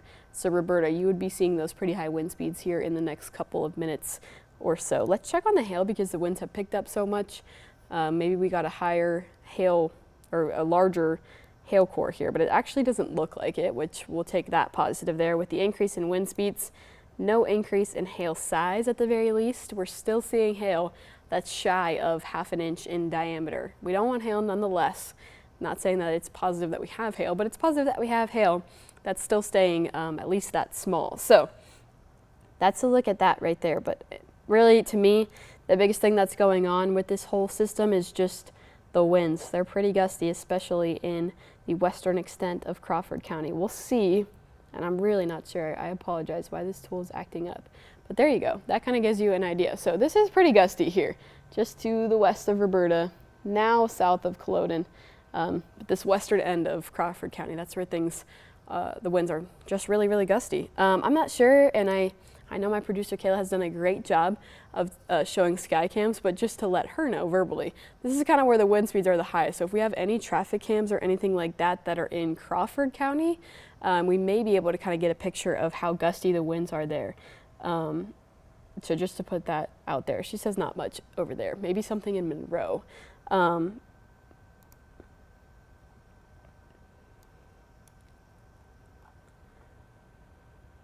Okay, yeah, so Kayla, and before you flip over to it, let me say one thing about that. The Skycam we're about to take a look at is kind of the 475, 75 area in Monroe, so that's not where this really gusty section is here. That's going to be further out towards the west. We'll flip over to it just to get a picture of what things look like outside, because I know it's been a second since we stepped out there. So we're about to take a look at a Skycam that is 475 I-75 over in Monroe. You definitely see the rain coming down there, and we'll probably get a good picture of at least the winds blowing a touch there. But that is unfortunately not the best picture of where the winds are the highest. But even as cars are driving by, merging onto the highway, you can see that trail of rain forming behind them. So there's a good bit of rain coming down ahead of this also. You definitely want to exercise some caution out on the roads there. It's probably pretty slippery, and there's probably a good amount of accumulation now. So you want to be careful driving into puddles and things like that. So while we kind of see if there's any other picture we can get of Crawford County, let's keep talking about that area of high wind speeds just because it is pretty gusty. So I'm going to keep talking about that here for the next couple of minutes or so. I'm flipping back over to the hail and still not seeing any changes on that. Really, the biggest thing just continues to be these gusty winds. And from the last few scans or so, maybe if we take it back, it kind of gives us a picture of how things have really picked up, and you probably can get a picture of that yourself. So we were honestly quite tame in terms of the wind speed. If you were watching me about an hour ago or so, I was having trouble even picking up on a value that was up to 60 miles per hour before this line got to us. Unfortunately, which I wish it wouldn't, it's gotten to us and just really picked up strength. So take a look at this. Wind speeds not really looking too crazy, heading towards Upson County, and then as this thing has gotten into central Georgia, it has just really picked up in the wind speed intensity. I do think part of that is because of how much this cell has bowed out in that direction, so it's really concentrated on just this one area of wind speeds here, and then also some of the cells from down south of this storm have added into it, and they probably have added to the strength of it as well. We'll keep playing that out to now, to where you just see really, really bright values. And it's just really windy. It's really windy over in Crawford County. Let's see if we can get another value there and see if it's changed at all. Still over 70 miles an hour. So 70-mile-an-hour wind gust is still very, very gusty. Again, that is in Roberta, like heading towards Roberta at the moment, into the western extent of Crawford County. Let me clear this and let me see if I can flip to the other radar, if that gives us kind of those values in yellow. Yeah, so Crawford County, and then even now you start to see some of that creeping into the northern part of Taylor County as well. Not quite as bright and not quite as concentrated, which is what I said earlier, but if you are in Butler, it's also still getting pretty gusty there. Let me see if I can flip to our radar for that. Yeah, so maybe just not quite as gusty. This is definitely the area where things are the gustiest, but still gusty there nonetheless. So because of that, let's go ahead and I'm going to do that timing tool one more time. I know we've done that a lot of times, but with an area that we can focus in on and say, hey, this is kind of the most intense area of the storm. I'm just going to take that tiny section of where those wind speeds are the highest. We'll drag it out to the same motion of the storm. That's going to be 55 miles an hour, which may outrun the radar here east. Let me see if I can move this. All right, I'm gonna have to do it one more time. I'm trying my best to be close and also not be in the way. So I'm going to take this area of highest wind speeds again, and I'm going to draw this out to the motion of the storm. That's 55 miles per hour moving due east. And we'll talk about areas where this really strong wind speed, and I'll just step out of frame since I can't really move the radar as much. That's going to be the Reynolds area, which is what I've been talking about over in Taylor County, kind of most immediately. So Reynolds, that you're going to see some of those gusty winds here soon. Lizella, if this does kind of continue, that really strong wind gusts, that would be in the Macon-Bibb area in the next 10 minutes or so. So we're going to keep a close eye on that here.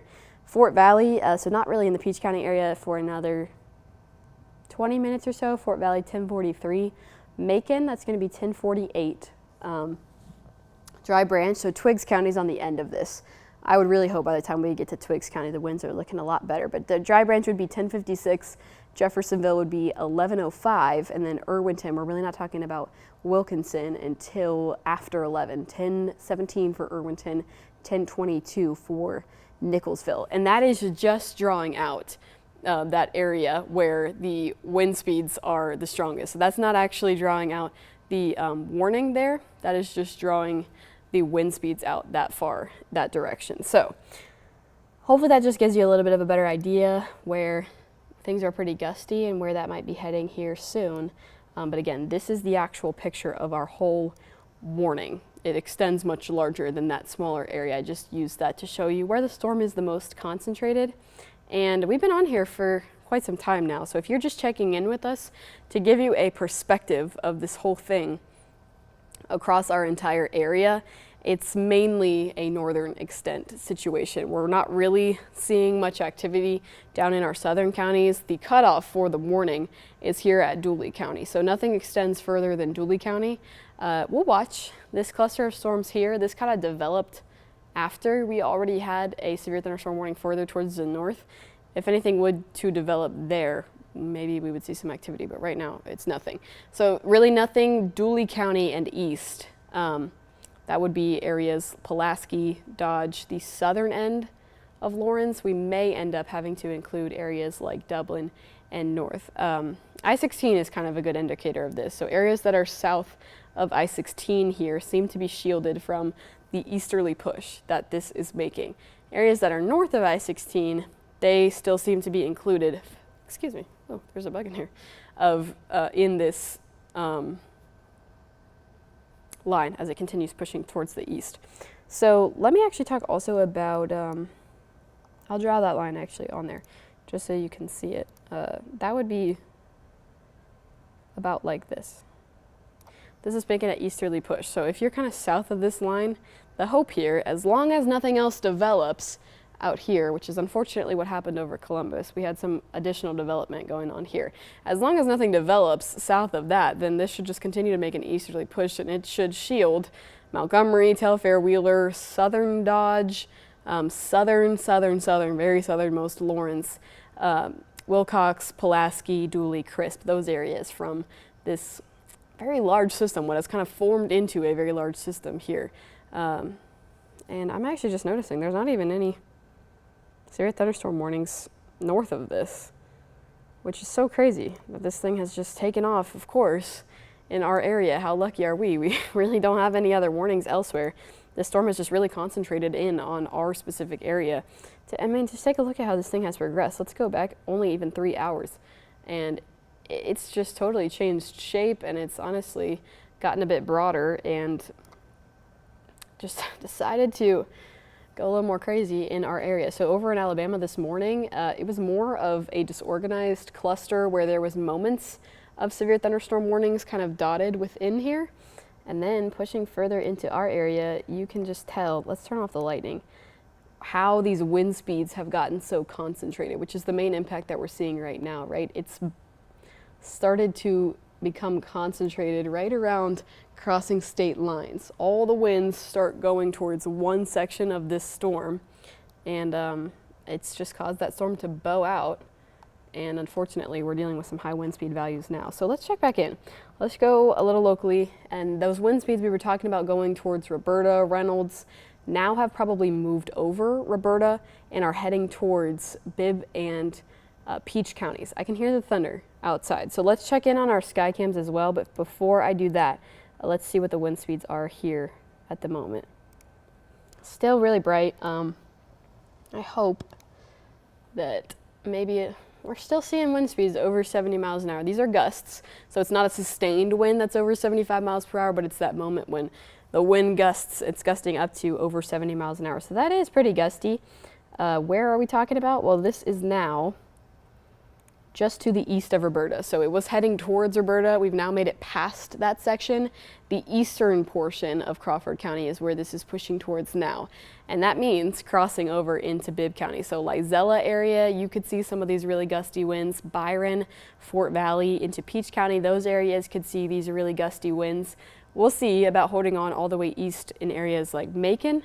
But as of right now, most immediately, that's going to be Lizella and kind of Fort Valley to Byron. This whole section in eastern Crawford, western Bibb, and most of Peach County. That's where these really gusty winds are going to be heading next. I'll reiterate a few times that I am, and let me confirm what I'm saying, talking about really some straight line winds here. I'm still not seeing anything that's flagging my attention, especially in terms of rotation. So I'm not really talking about potential rotating or anything like that. And I don't even believe that any of these are tagged as tornado possible storms. Sometimes I have to confirm on my phone for that information. So regardless of if they are or not, this is not an area that I'm flagging for rotation. This is just some really gusty straight line winds here, which we know are still capable of doing some damage. So let's go to the sky cams now, because I do think we're getting close to that time period where we have a better visual of what's going on outside. And I just confirmed there is no tornado possible tag on this. So rotation's not necessarily something that I'm paying attention to the most. It's really just how gusty these straight line winds are. Let's start with Warner Robins. Let me see if I can get a picture of what's going on in Warner Robins here, and I'll take you with me. We can figure it out together.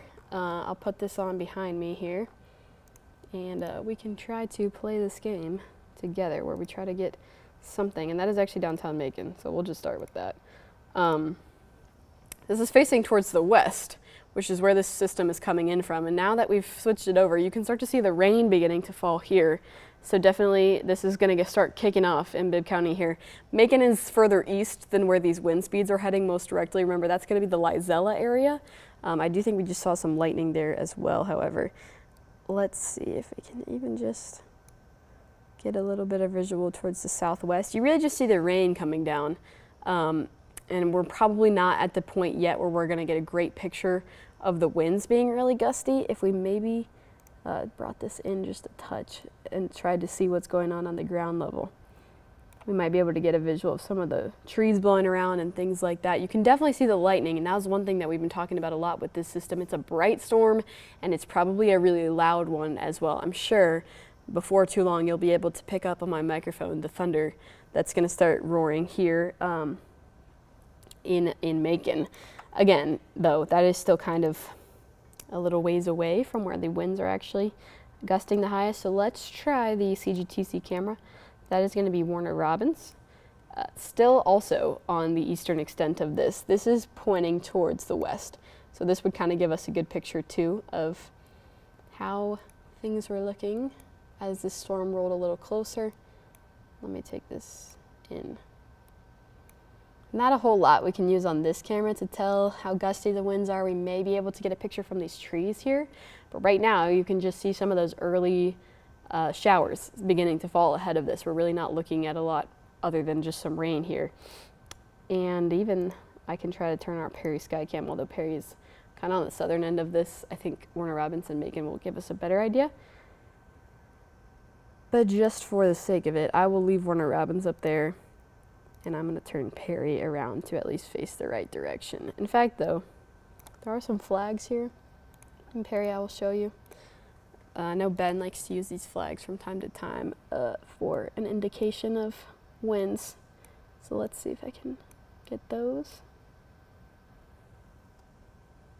Thanks, Kayla. Our producer Kayla's doing a great job too, checking in on all the traffic cams about seeing if we can get some of those wind gusts there on camera. So these are kind of our preliminary setups of our sky cams. We're going to use these views to see what exactly is going on out there. But right now we're just really not able to see a ton because the storm is really further out towards the west. It's much closer to Crawford County, the end of Crawford County, and the western end of Bibb and Peach counties. So let's flip back over to the radar while we kind of wait for this to get a little bit closer. And we'll just keep checking in on those winds because that is the thing that we're watching the most right now. Other than that, it's just some run-of-the-mill rain and a good bit of lightning strikes, but the wind is really the thing that we've been paying attention to for the most of the time here. I'm going to keep just flipping off these warning boxes so that we can get a clear picture of these winds here. Let's go back. I was hoping that it was going to be maybe more of a dramatic weakening, but maybe you can see that. To my eye, it seems like we're generally looking a touch better than at least a couple of scans ago. And that too, that actually even looks a little bit better than a while back. So walk with me. Remember when we were way back towards Upson County heading into Crawford County?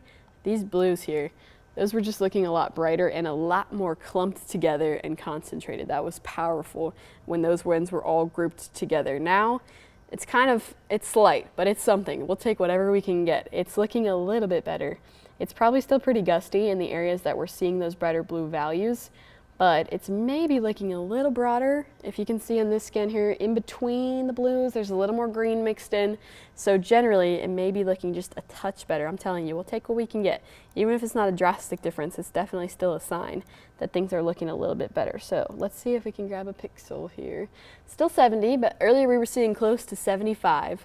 So generally, just a little bit is enough for us at the moment. And then that one that I'm getting towards the northern eastern half of Crawford County, that's only at 65. So there could be some signs of the winds starting to die down just a touch here. I think we're still at severe thunderstorm criteria. These winds are still going to be gusty, but we'd love to see the numbers jump from the 70s back down to the 60s, which at least right now, that is kind of what's happening. So we'll take that while we can get it for sure. And that is, if you're curious where those wind speeds are, that is really just to the west of Byron. So if you're in Byron, right now, those really strong winds are heading towards you. Fort Valley, this is north of you. So if you're in Peach County, this is kind of north of Fort Valley, but towards Byron, and then definitely towards I-75. If you're driving right here, it's about to be pretty gusty and pretty rainy. You know, when the wind is blowing the rain, it makes it really hard to see. So if you're driving on I-75, this would be a good time just to pull over and maybe just take a break at a gas station. That's what I like to do when it gets really windy and really rainy. Otherwise, if you've got to keep driving for some reason, just really slow down. Do not turn on your hazards. That messes with people's depth perception, so you don't want somebody to crash into you because they're not able to tell how far you are, and just take it really, really, really slow. I-75 from Peach to about Bibb County here. Then further towards the north, again, this area was kind of 65 miles per hour, so still pretty gusty. That's south of Lizella, heading towards the 475-75 split here. That's going to be in South Bibb, so pushing towards just this kind of stretch of 75 heading towards the split. That is where another area of pretty high winds are coming. I want to reiterate over and over and over, that's not me flagging rotation. That's just me talking about some of these straight line winds that have gotten pretty gusty. I'm still flipping back and forth. I'm still just not seeing signs of rotation, and these storms are not tagged as tornado possible, so that is positive news. But of course, straight line winds can often be capable of damage similar to an EF0 tornado. So when we're getting wind speeds, up to 75 miles per hour, I don't want you to think, oh, that means no damage. It just means that we're not necessarily tracking rotation, but we still could be seeing some trees down. I know we had reports of trees down over in Talbot County from the emergency management that I saw in the National Weather Service chat. And we can also be having power lines, things like that. And I just saw some pictures of trees down on houses over in LaGrange. If you've been tracking with me since we started on this stream, LaGrange was one of the first areas we were watching some of those really, really gusty winds. Okay, so a few updates here. While we're talking about this thing pushing towards our sky cams, from the National Weather Service, they have gone ahead, and we may be able to see it on the box. Probably not. They've gone ahead and added the rest of central Georgia into this severe thunderstorm watch. So So that includes all counties now, except for they took out ones that were maybe originally in it. So if you are in Putnam, Jasper, and Hancock counties, you were originally in this severe thunderstorm watch. You have been removed. Washington has not been included. We'll see about Washington County. And then everybody else down further towards the south has now been grouped into the severe thunderstorm warning, which is unfortunate. I know earlier I was talking about maybe if you were kind of south of I-16, this thing would maybe not push that direction because of the easterly progression it was making. But this is just a watch. So this is really just saying, the National Weather Service is saying, hey, the conditions are favorable for something to develop down here. It's not an exact, yes, absolutely something's going to develop here. It really just means be on the lookout because something could develop. And that just includes almost everybody except for, again, Jasper, Putnam, Hancock, and Washington. This is not a huge update. It's just good for you to kind of know where you stand in the watches. So that means that this watch box that's about to pop up on your screen no longer really applies. I don't know why the boxes like this don't tend to update, but those graphics that I just showed you, they do update. So let me just turn that off and we won't worry about that anymore. So now that we're kind of creeping towards Warner Robins and I can hear the rain in downtown Macon, let's put it on our Skycam here. Especially the Warner Robins one. I think that may be where we get a pretty good picture of what's going on out there. That's Perry. So let me flip over to the CGTC camera, and we will see. Not really maybe seeing much just at the moment. It may be a few scans behind. I can definitely hear the rain coming on in downtown Macon here where I am. I'm surprised that the Skycam is maybe not even picking up on the rain, but maybe I just need to zoom in a little bit more.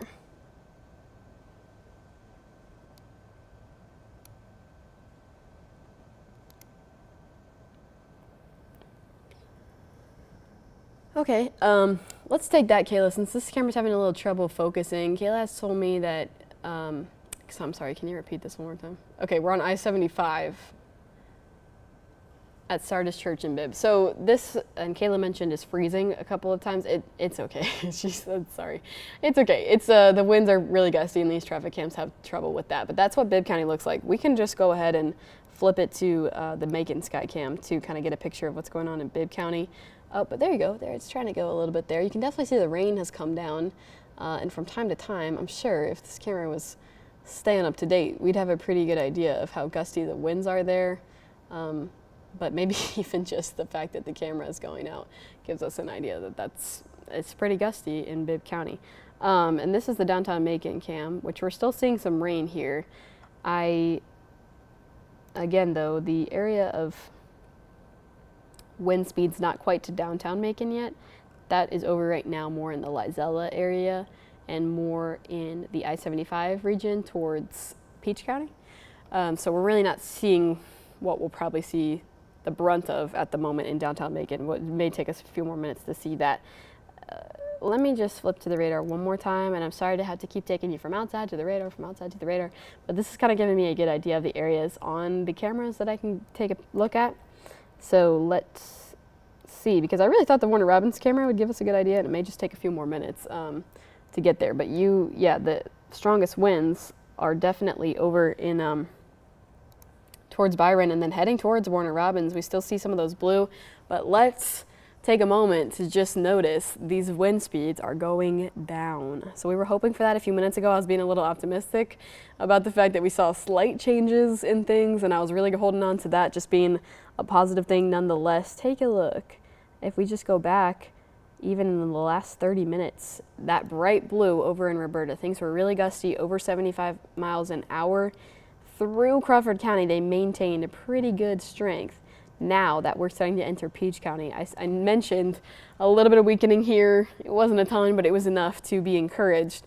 Now that we are in Peach County, take a look at that. There's just clearly noticeably less of those bright blue values, which means the wind speeds are going down.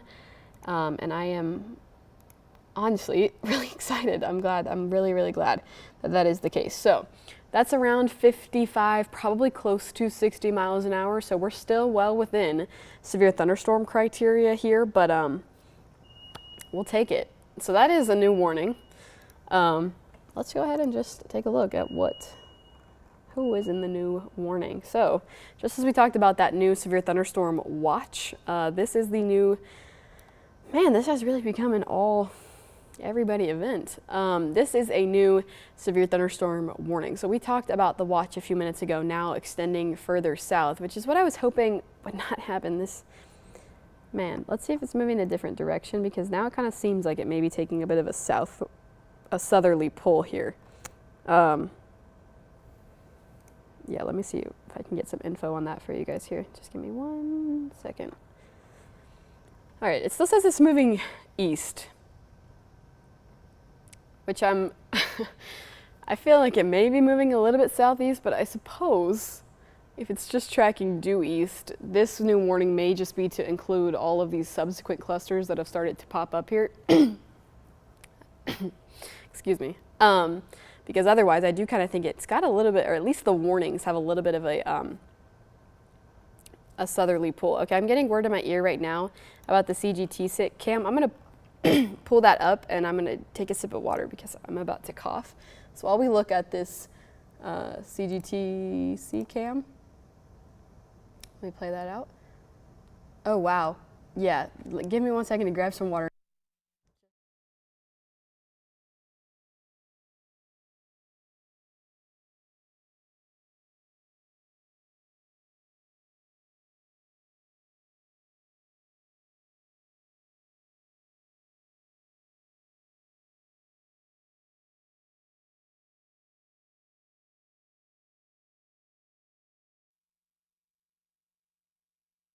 All right, there we go. Yeah, take a look at that. And this just gives you a perspective that this is even without, let me make sure what that warning was. Thank you, Roy. Got some water here so I won't have to run out of the frame again. This just gives you a perspective. This is winds below that 75-mile-per-hour wind gust that we were getting earlier. And just take a look at what that's doing for our sky cam. That is just crazy. Really gusty. We don't even have to be zoomed in on anything just to see how gusty that is. Let me actually see if I can even zoom this out just to give us a little bit of a better picture. That is crazy. Yeah, if you're driving down there, especially areas Peach County and northern Houston County, the winds are just really gusty. And again, I just said this a second ago, but this kind of just gives you a picture of how much gustier it must have been over in Crawford County when the wind speeds were even higher than this. Wow, take a look at that. Zooming out almost just gives you a better picture. I wonder if we can, back in production, take this full screen so I'm not blocking, just because I really want to give a picture of how this looks outside. You can see it on the roads. Yeah, there we go. Thank you guys so much. You can see that on the roads, just blowing the rain sideways, and you can just, again, we don't even have to zoom in on the trees or anything. This just gives you a powerful image of what these winds are really doing. I'll mention again, this is not rotation or a tornado warned storm, so good news with that. It's just a gusty thunderstorm. That's just, it's left me with not much to say about it. It's really, really impressive. I'm gonna see if I can kind of and take a look at that lightning too. That's something we just haven't lost all morning long. We've had lightning strikes like crazy. I'm trying to kind of go in on this section of the road here because I'm impressed with just how much you're able to see the rain blowing there. I'm getting a text that the Perry Skycam's even crazier from a friend of mine. So let's see what the Perry Skycam looks like there. Yeah, Perry Skycam just as crazy. Look at those flags. Wow. Just completely nuts out there. Really gusty. Again, these are just what straight line winds are doing. Let me see if I can turn this a little bit. Wow, take a look at that. Oh man.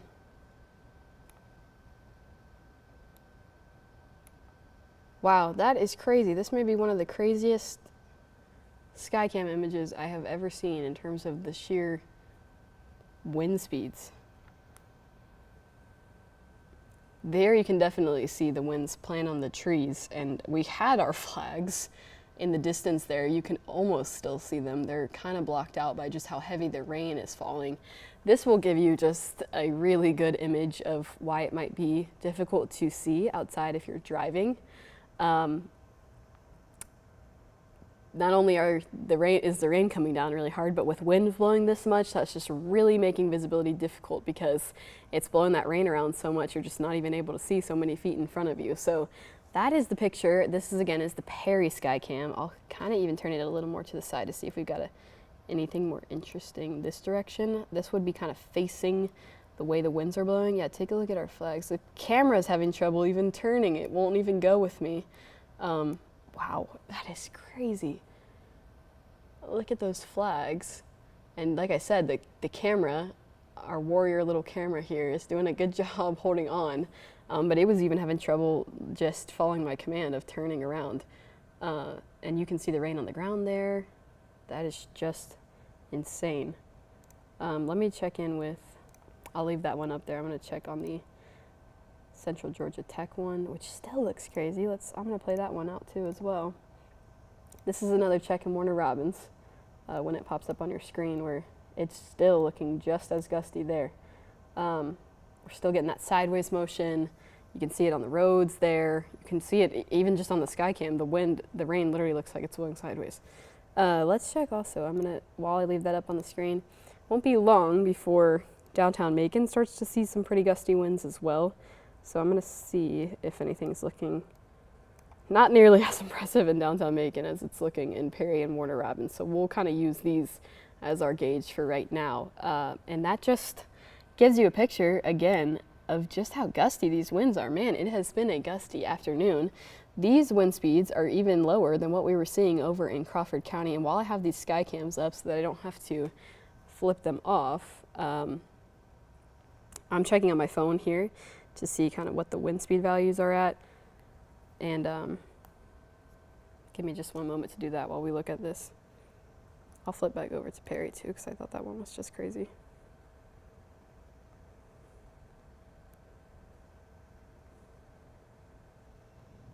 Yeah, Perry's still looking just as crazy. Dying down maybe just a little compared to what we were seeing just a few minutes ago. That was truly just insane. But yeah, still plenty of wind and still plenty of rain. I'm going to quickly, and then we're going to probably heavily focus on these sky cams here for the next few minutes, but I'm going to quickly pop over to the satellite and radar just so we can do a general check-in. Again, I'm sure there's people who may be experiencing this wind, maybe hearing the rain, things like that want to check in with the satellite and radar. So let's do that briefly, and then we'll just head right back to the sky cams out there because it's clearly an impressive sight. So to check in generally, we still have kind of the 2 severe thunderstorm warnings out there, one for where things are actually going on, and then another for where things will be heading next. So to take a look at the wind speeds, talking about these areas where we're checking in from the sky cams, if you're curious, in the wind speeds like over in Warner Robins are not even as bad, again, as what we were seeing over in Roberta and in Crawford County. So I have to imagine that towards Crawford County and towards Roberta, there may be a little bit of damage in terms of, I'm sure that was capable of taking down some trees, maybe some power lines as well. And we'll have to check and see if there's any information on if there is any power outages out there. And this is me checking from my producer if she's got some information. And we'll keep looking at the Skycam in just a minute here, but I'm going to show you also what's going on with the radar. So generally, the wind speeds are about 60 miles per hour in Warner Robins and in Perry, where we're checking on those sky cams there. So just to give you perspective, we were seeing wind speeds earlier up to 75 miles per hour over in Roberta and Crawford County. So that was just a small picture of what was probably going on further out towards the west. Just absolutely crazy. But these are the only severe thunderstorm warnings that exist at the moment. If you are north of really Bibb County, you're kind of in the clear here. We're seeing some lightning strikes. Baldwin, Jones counties are seeing some lightning strikes, as well as Washington and Hancock counties. But Jasper, Putnam, kind of this whole region up here is really not going to see much more in terms of severe weather. It's continuing east and just taking with it some of these clusters of thunderstorms that have kind of given, even though it's heading east, our warning box a southeasterly look to it almost here. And just to show you who's seeing kind of the brunt of things. I've been flipping the lightning off from time to time to talk about this, but you can almost point it out for yourself. It's got that bowing shape that you've heard us talk about so many times. That's when the wind speeds are really, really concentrated, clearly, like you can just see on our sky cams here. That's going to be this region in Houston County here. And I'll say the reason that I wasn't really picking up on much in Macon, which again is why I'm having a little trouble with this easterly direction, is because the worst of these winds really blew past Macon. We didn't really pick up on that there. It was Warner Robins and Perry that really ended up seeing the brunt of things. So the wind speeds in downtown Macon, if you're watching me from there, not so bad, really not bad at all. And in fact, now that kind of the worst of it has seemed to blow over Warner Robins and Perry, let's check back in on the sky cam. So this is Perry now. The initial brunt of those winds have kind of died down. You made it through the gustiest portion of this, and even behind it, there is still some wind speeds that are just making it an impressive scene outside. I'm going to flip over to the CGTC camera as well to take a look at that. And the next camera we have would be Dublin, and we'll have to see if things are gusty as they are here as they head towards Dublin. Calming down at CGTC2 in Warner Robins, if you were with us just a few minutes ago, was a different scene. Things were just really, really gusty. And to give you a perspective from downtown Macon, which is what I was just talking about, I was hoping I might be able to grab something from there. You're seeing a gust from time to time, but it's nothing like the scene that we just saw where these winds are the gustiest. This is just kind of an occasional gusty wind that's just shaking the camera around a little bit, but there's not even as much rainfall happening in downtown Macon either, which is really just not giving it quite the same picture as where the brunt of this storm is blowing through. I'm going to throw it back just to Warner Robins because the lightning was kind of going off there as well, and that's something that just really hasn't let up with this storm. We've had a lot of good lightning all afternoon long, or it's the morning. It is only 10:58. So remember, this was kind of our time frame, was the 10 to 11 when things were really going to be entering our area. But now that we've kind of been included in our southern counties further, I think the 11 to 12 p.m. hour is also going to bring us just a little bit more gusty winds and some more rain, definitely. So with the most of the action being past both of these sky cams here, we'll take it back to the radar and we'll just keep talking about where this is heading. I'll time things out. It's been a minute since I've done that. I was really impressed with how that ended up looking on the sky cam. So I definitely wanted you to get a picture of that. And now we can just flip back over to talking more about the radar, and then maybe if the winds are still looking to be gusty, we can get an idea of what's going to be going on in Dublin. That would be our next sky cam where we could get a picture. So let me just turn off all watches and warnings to give you a picture of where things are going on.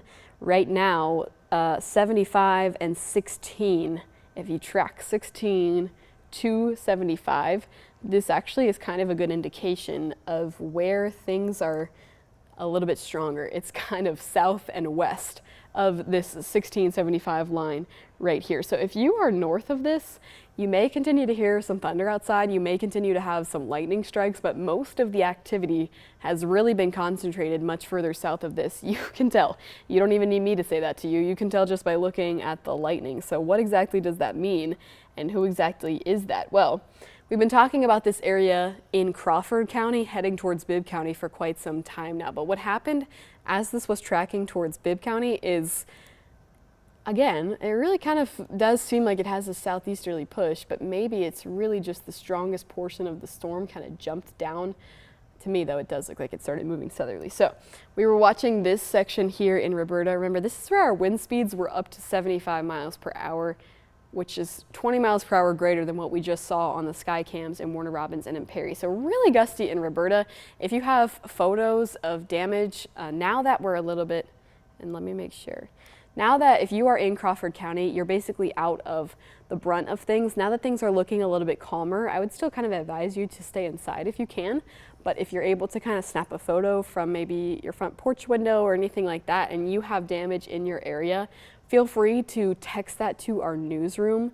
I believe the number, Okay, we're gonna show you the number that you can text that to. That is 478-752-1309. Again, safely, but I'm asking for people in Crawford County specifically because now things are looking a lot better in that area. Damage photos, reports, anything like that that you could kind of send our way would give us a picture of what those winds really did over in Crawford County, because I'm very curious, as well as Peach County. But Peach County is still a little bit in the brunt of some lightning. So that's the number on your screen that you can text these photos to. And we'll go back to kind of talking about the progression of this storm. So when the winds were really high over in Crawford County, luckily as we kind of headed towards Bibb County, it was looking like it was going to continue this easterly direction. And then it looks like either this portion of the storm kind of died down or the storm took a little bit of a southerly push. So as it did that, Bibb County really got spared of those really intense wind speeds here. Maybe the southern Bibb County, anywhere kind of south of Rutland, still saw some gusty winds, but it ended up getting a little more concentrated to here in Warner Robins and then continuing a southerly direction down towards Perry. So now if you are in Peach County, if you are in, let's just draw a line because this is going to be a lot of locations. And I'm going to turn, oh.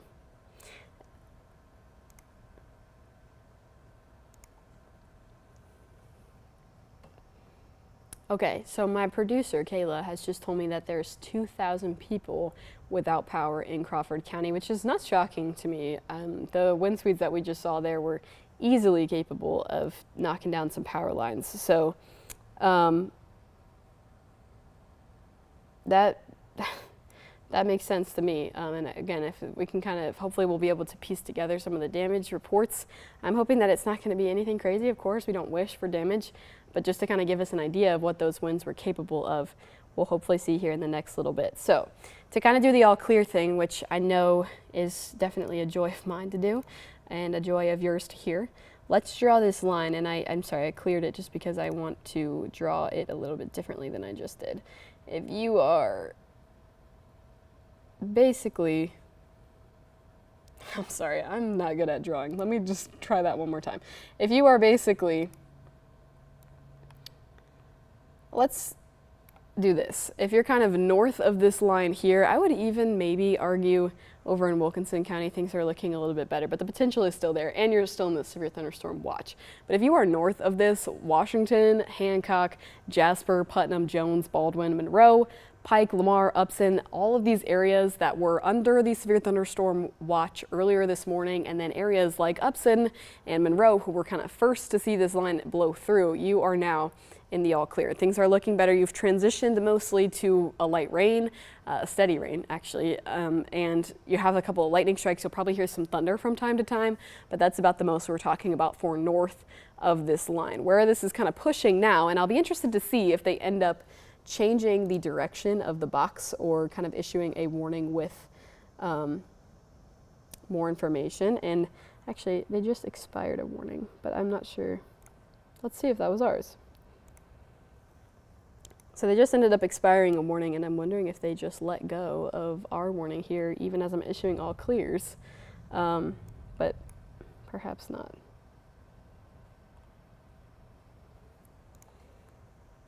Okay, so it doesn't look like they did. I'm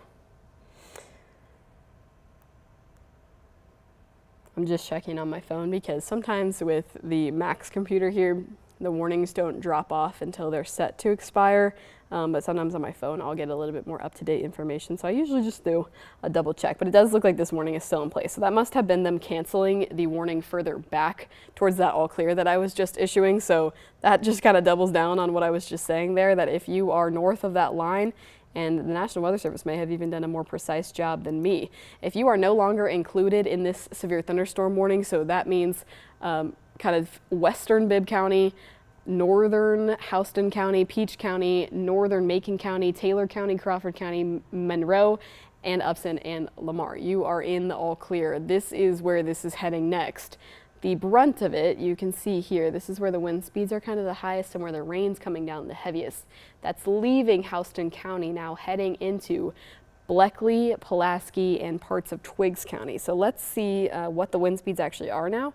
I know we were looking at some pretty numbers that were looking a lot better earlier. And And honestly, right now, I'm encouraged by what I see just from the base velocity, because honestly, I'll just keep playing it back because it's just a great way to see how this storm has progressed. Let's just flip this warning box off here. So just for the sake of things, this is where we stand now. And actually, okay, let's just making sure everything was working. This is where we stand now. So this is kind of that Boeing segment that I was just talking about. This is where that storm is heading, towards Hawkinsville, towards Unadilla, and towards Bleckley County as well. But you can see things are not necessarily looking super bright. We've got brighter values behind where the initial front has gone through. Earlier, when those wind speeds were getting really crazy, that was over in, we'll just take it all the way back to Crawford County, because that's our best example right now. We see these bright blue values, tongue twister, we saw these bright blue values here. That was wind speeds 75 miles an hour plus. And then as we've tracked this thing all the way back to where we are now, things are just looking much better. So I'll just play that out for you so you can get the visual for yourself. I flagged some positive encouragement about here when the winds were heading towards Bibb County and into Peach County. Things were looking just a little bit better, enough for me to be encouraged. And now, as we pushed into Houston County, still gusty, don't get me wrong, we saw that. We saw it with our own eyes. It was very gusty, but then as we've gotten into Twiggs County and even heading south of Houston County, things are just generally looking a little bit better. And now let's see if I can grab, we're still in our severe thunderstorm warning, so that usually means we're still seeing wind gusts up to 60 miles per hour or so, but not necessarily at all times. So we'll see if we can maybe grab a value. Close to 60 miles per hour on the eastern end of Bibb County. And I'm curious if that looks interesting at all on our downtown Macon Skycam, but from what I'm seeing here, not much at all, and definitely not compared to what we saw in Houston County and Warner Robins. But for the sake of things, I will show you what it looks like in downtown Macon when I flip over to that Skycam. And then we'll flip over to Dublin, where things are not gusty yet, but we can probably get an idea of where the storm is heading. So this is downtown Macon, who honestly was spared of the gusty winds that we saw in Warner Robins and in Perry. Just to flip back over to those two places and give you an idea of what things look like now. Much calmer. The visibility is much improved in Warner Robins specifically, where things were just so gusty you could barely see. But there is a good amount of accumulation on the roads now, so if you're heading out now that things are looking a little bit better, just being aware there's probably a good number of puddles out there that may end up being a little bit deeper than they actually appear. This is Perry. Things, again, looking much clearer, but it's one of those things you can see out on the highway where people are driving and the rain's getting kicked up behind their tires, that there is just a lot of rain that has accumulated over the past little bit or so. I'm sorry, I'm just trying to keep track of our weather team. They do a great job of keeping up with our coverage, and they just sometimes have information for me. So that's me checking my phone, just keeping up to date with the weather team and everything. But let's flip over to Dublin now, and I'm going to try to turn the direction of where this storm is coming from. I'm going to check that on my phone on the radar so I don't have to flip back to the radar. But the kind of higher wind speeds look to be to the west of Dublin now. So let's see if we can just turn our camera. Let me see what direction I'm facing now. Okay, so we're facing the west. So in the next little bit or so, we may be able to kind of get a picture of the winds blowing here. Again, they're not looking quite as bad as even they were in Warner Robins. We're still a little bit less gusty than that, but this would be kind of the next area that would see a little bit of crazy winds. We're not getting crazy shelf clouds or anything like that. There's a lot of rain that's falling ahead of this line that may be blocking that kind of visual that sometimes we're used to seeing. And we'll just keep our eye on the Dublin Skycam for the next little bit or so. So let's turn it back to the radar. And we'll keep talking about what we're seeing now, which is, I'm just laughing to myself because it really seemed like it was just going to be a situation for our northern counties, at least earlier this morning. Even playing it out this far maybe doesn't give you a perspective. I'll play it back 6 hours. to show you what I really mean. I was really hoping that this would just be a situation for the northern counties, and so was the National Weather Service, because the first storm watch or severe thunderstorm watch that they issued was only for the northern counties. This now looks a lot different, so I'll flip that off for you. And this has just turned down towards our southern counties. I think what's really happened is it's gained a lot of cluster cells from the south, and they've all just kind of been able to progress forward. So started early this morning out in Mississippi, progressed over to Alabama, and I was hoping it would just keep tracking east, but it's definitely started to curve now down further towards the south to where this has been an event for everybody all morning long. So that's what things looked like earlier today. And also the shape has changed too, which is something that I've been mentioning all morning as well. We were kind of talking about just this almost blob earlier when this was over in Alabama. I'll show you that kind of here towards Birmingham. Just more of a disorganized shape, and the severe thunderstorm warnings were actually what you're seeing over in Mississippi. Just a few of those polygons scattered within this whole cluster here, and then as it's pushed closer to central Georgia, unfortunately, it's gotten to be a bit more organized in terms of the winds starting to bow out, and you can see that here. When it starts to straighten out and even bow, which is what it was doing earlier when we saw those really, really high wind gusts, that's usually when the winds get a little bit gustier, and it's just not awesome for us. I was really hoping that we would see it go further east, but that's okay. You can hear the thunder over me now, so there's still plenty of lightning happening. And if we're just talking about who is left here, it's really the strongest part of it, at least, is kind of still leaving Houston County, now creeping into Dooley, Pulaski, Bleckley, and parts of western Lawrence as well. And something we haven't done in a while, which I got so distracted by the winds, is check on the hail core. So I will say there is also still a little bit of hail core here. The one positive thing that I've been holding on to with hail all morning long is that it hasn't really gone up to a crazy size. No hail is good hail. We don't want any sort of hail that could obviously cause damage to your vehicles, your homes, or things like that. But we haven't seen that crazy kind of hail that gets over an inch in diameter. In fact, almost every single time I check on the diameter size, it's at where it's at now, where it's less than half an inch in diameter. So that's still what we're seeing, at least north of Hawkinsville. And there is a couple more hail cores in Houston County as well, but they're all well below that threshold. I see a peak of orange here. Let's go really locally and see if I can see what that value is here. So that is half an inch in diameter, so about quarter-sized hail, I believe that is, in just north of Hawkinsville here. So just to note, along where the kind of strongest portion of the storm still is, it's not only the wind speeds, but it's also just a little bit of small hail as well. I'm just glad that we've been able to kind of avoid any major hailstones, which you can see when I play back. I'm not even sure if you're able to really see it because it's quite small. But the last time we saw hail that was over an inch was way over just in Alabama. So Alabama got their last little bit of large hail, and then as it's pushed across state lines into the state of Georgia, it's had moments where it's tried to get close to half an inch, and other than that, it's really stayed below anything major in terms of hail size. So we still have something, but again, we'll be encouraged by what we can while we watch this line roll across. Yeah, okay, so Kayla's in my ear telling me that we have some damage photos. So if we have them now, let's talk about them, because I'm curious to see what the scene is out there for areas that are now in the all clear. Wow, take a look at that. Tharp Road. This, do you know where that is, Kayla? Okay, Tharp Road, if that means something to you. This is on Tharp Road. It's a tree down. Yeah, I am not surprised. I do think we'll probably have a good number of trees down with this. Very impressive. Hopefully everybody's okay. All right, this is a video.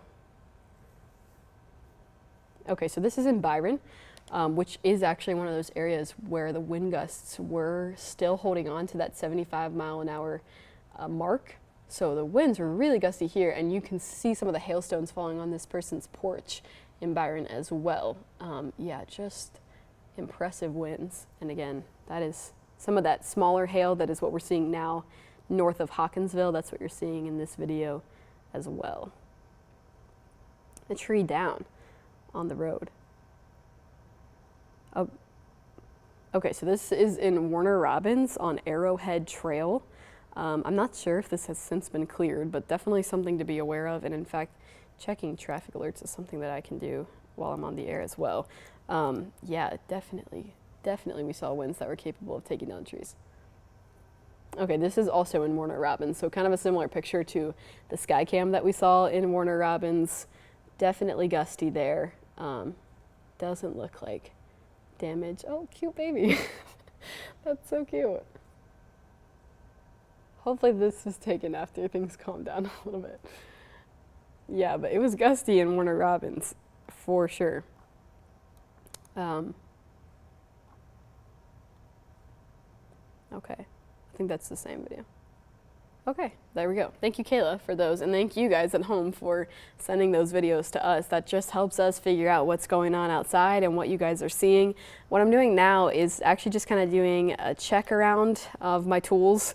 I'm looking in the National Weather Service chat and also at the GDOT information to see if there's just anything about power or blocks in the road or anything from emergency management about potential hazards that might be out right now. The only real thing that I'm seeing in terms of traffic alerts looks to be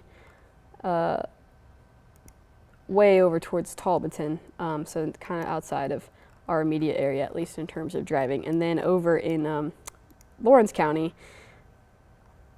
they have reported an accident. Investigation is at work on I-16 eastbound Lawrence County line. The right lane is blocked, so maybe not storm related, but I'll keep my eye on that as well and try to give you any traffic updates that we might have over the next little bit or so.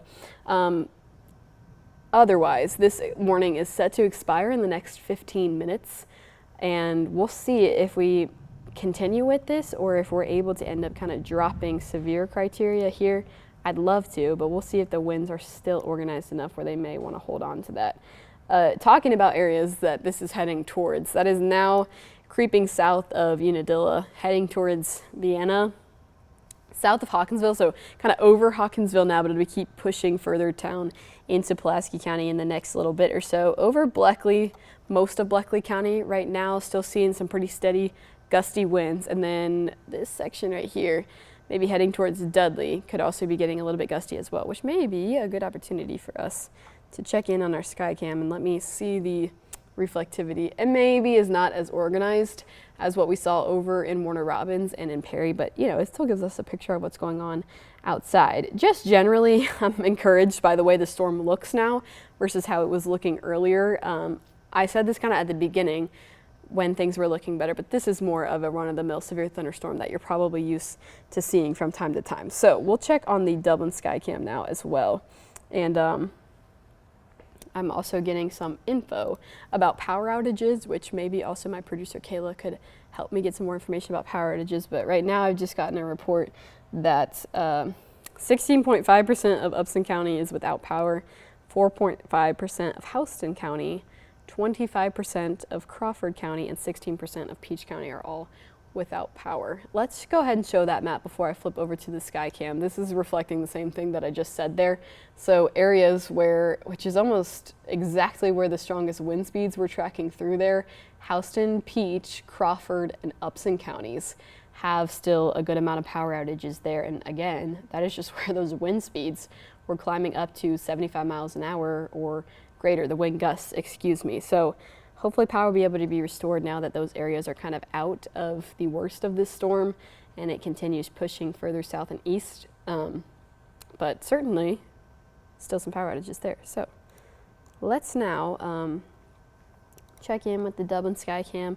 I don't think a lot is going to be shown here, quite as impressive as the Warner Robins and Perry Skycams, but again, this is our look outside at the moment, so we'll see if we can really see anything. You can certainly see rain falling here still, and again, it'll start getting a little gusty in the next few minutes or so. I'm gonna try to give us a better angle of this where we can maybe pick up on the wind and the rain a little bit better.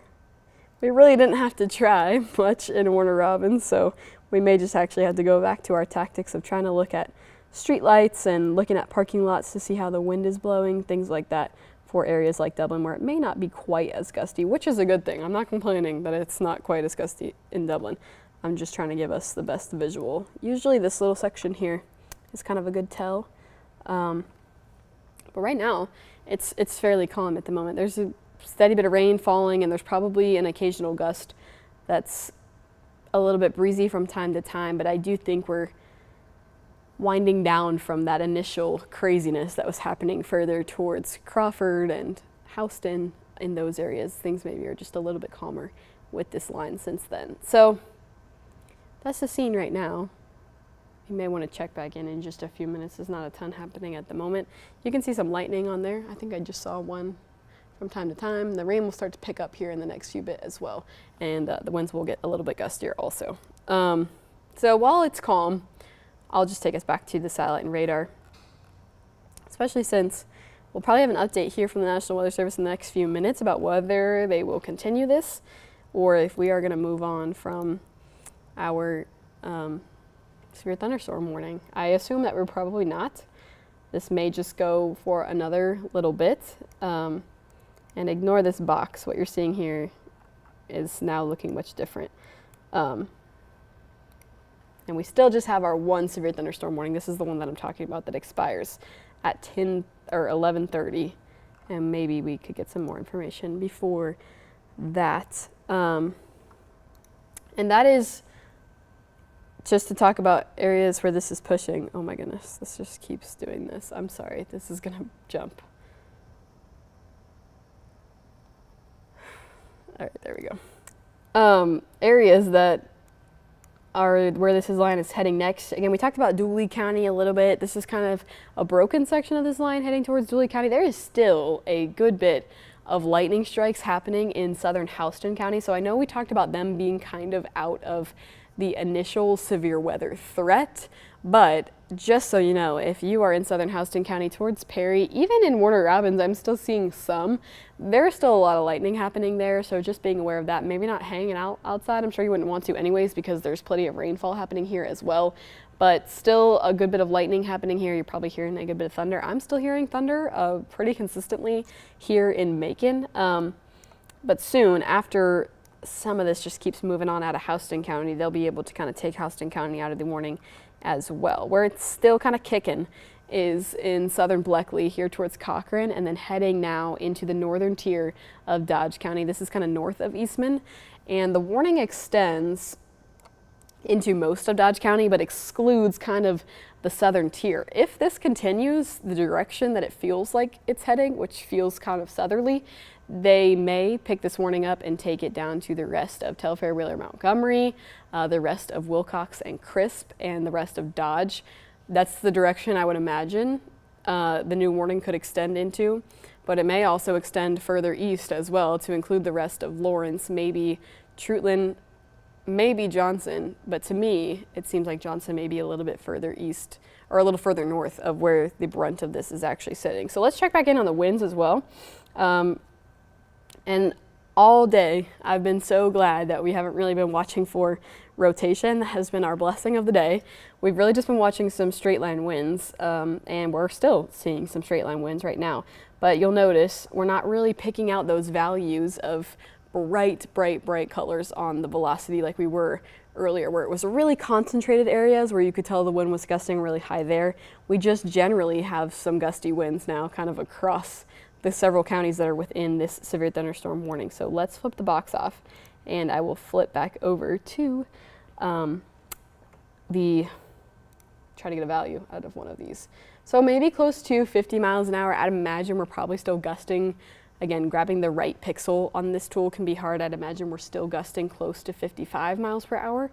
And that is, again, I kind of picked a value there in Bleckley County, but that's also in western Lawrence County, and then also kind of in northern Pulaski County as well. Now creeping into Dodge County also. So that's kind of the picture there, and you can see it just flipped over to 50. So it may just be about grabbing the right pixel, but we're generally still seeing some gusty winds. Nothing quite as bad as what we saw earlier. So that strongest portion there would be kind of creeping towards Eastman now. And again, that is kind of doing what I was thinking, heading a little bit more south. I would use this track tool like I was using at the beginning, but I'm just not 100% confident the direction that this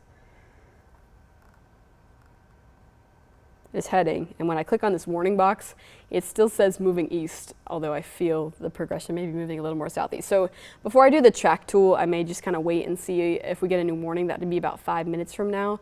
And we can see if we do get a new warning or if we don't, and we're able to kind of take a breather here. And that'll be our next moment of getting new info and kind of drawing things out for people, and also clearing out a lot of folks who can be in the all clear. That will be awesome news for us as well. I'll say the National Weather Service has been saying from time to time that they're taking counties out of the watch. This graphic, for some reason, tends to run a little slower than they're able to actually do things. So this is where things stand maybe as of 20 minutes ago. But it does remove a few counties since the last time we checked in. So originally, the last time we looked at this graphic, the only 4 counties that were excluded was Washington, Hancock, Putnam, and Jasper. Now, encouraging, Upson, Monroe, Jones, and Baldwin have been removed from this as well. So similar to what I was saying earlier, a lot of those areas further towards the north, and then a lot of areas in the west that have already had this line blow through here, which is strange because it was supposed to kind of be our northern counties who saw the brunt of this. They've been removed, and you're in the all clear for severe weather now. I would imagine Bibb, Crawford, maybe even Taylor have been ones that they may have picked off or maybe picking off here soon. I could see them holding on to Houston for just a little bit here, and then it'll just kind of be everybody down further towards the south. And yeah, and then hopefully this thing will get out of here before too long. It's still moving a little bit slower than originally. When it was over in Alabama, which is kind of the shot that you're getting here, it was moving at 70 miles per hour, and then it kind of creeped into our area and decided to go a lot slower. All right, this is our new box, so let's check it out. This is a new severe thunderstorm warning that includes, okay, so this new warning does take, I assume, which I'm going to check before I say this, but it looks like this is more of a southeasterly direction. Okay, yes. So now the storm is officially moving southeast with this new polygon here, and that now includes parts of Wheeler here, kind of Alamo West, all of Telfair. We're sandwiched in Lawrence County here between our 2 warnings. So most of Lawrence County is kind of in this warning, but you can see that basically Dublin East, you're not within the warning. And then everything Dublin West and kind of south, you are within the warning. So a mix of places in Lawrence County. All of Telfair, now all of Dodge County. So I know it looks sandwiched in between these 2 boxes, but that's all of Dodge County. That's going to be kind of the southern tier here of Pulaski County, where the line hasn't come through just yet. And then including Wilcox and parts of Dooley and Crisp counties as well. Well, it's already all of Dooley, so then parts of Crisp County as well. See, even the multiple boxes can trip me up as well. So that is really just because of, I'm assuming, this portion right here that's pushing into Eastman. Seems probably like this is still maintaining pretty good wind speeds. And if I look at the information for why they issued this warning, this was because of 60-mile-per-hour wind gusts. So the changes here, the last severe thunderstorm warnings were issued because of 60-mile-per-hour wind gusts and hail. This one is just issued because of 60-mile-an-hour wind gusts, which means we may have lost the hail just a little bit here. We can check in. We may have a little, but it may just not be notable enough for them to really mention that as one of the main threats. We are still picking up on a little bit here, but I've also mentioned this parameter can run behind a little bit. So it may be that it's gone now, but a few minutes ago it was here to the north of Eastman, and it's still not an overly impressive size. This is about 1/2 inch in diameter. So north of Eastman, where the winds are gusty, there may be a little bit of small hail, but luckily, again, we're still staying far away from that hail that's up to 1 inch in diameter, so much more impactful. We're kind of just still looking at smaller hail. Let's see if we can get a wind speed value, although we kind of know it is somewhere close to 60 miles an hour. I'm going to see if I can get this one right here. Okay, so close to 60, around 60 miles an hour, especially in Dodge County. It may be slightly lower in other places. And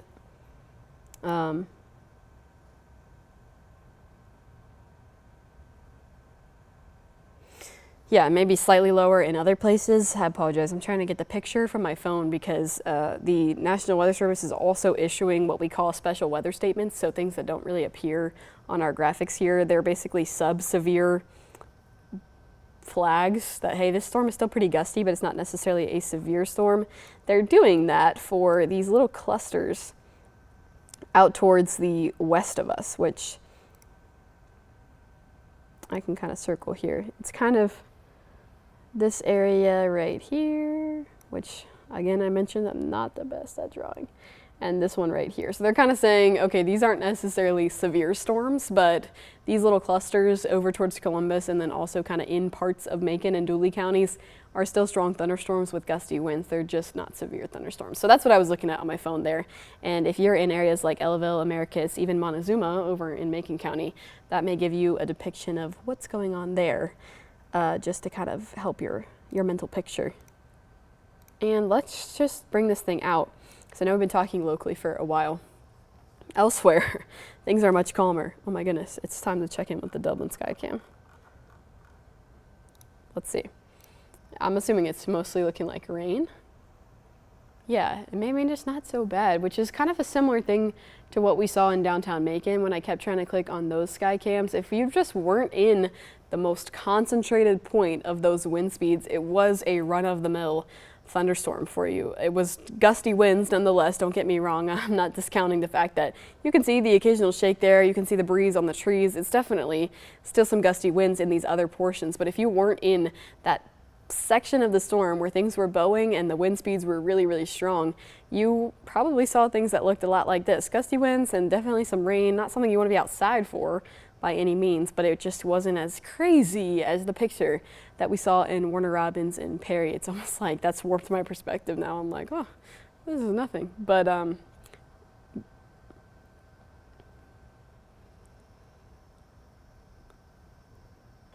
okay, that's great news. I just got in my ear from our producer Kayla that the Crawford County EMA director said there's no power outages. Was that, Kayla? No roads closed. Okay, no roads closed and no significant damages. So that's great news. I was a little worried that trees could be down on homes and things like that when those gusty winds were coming through.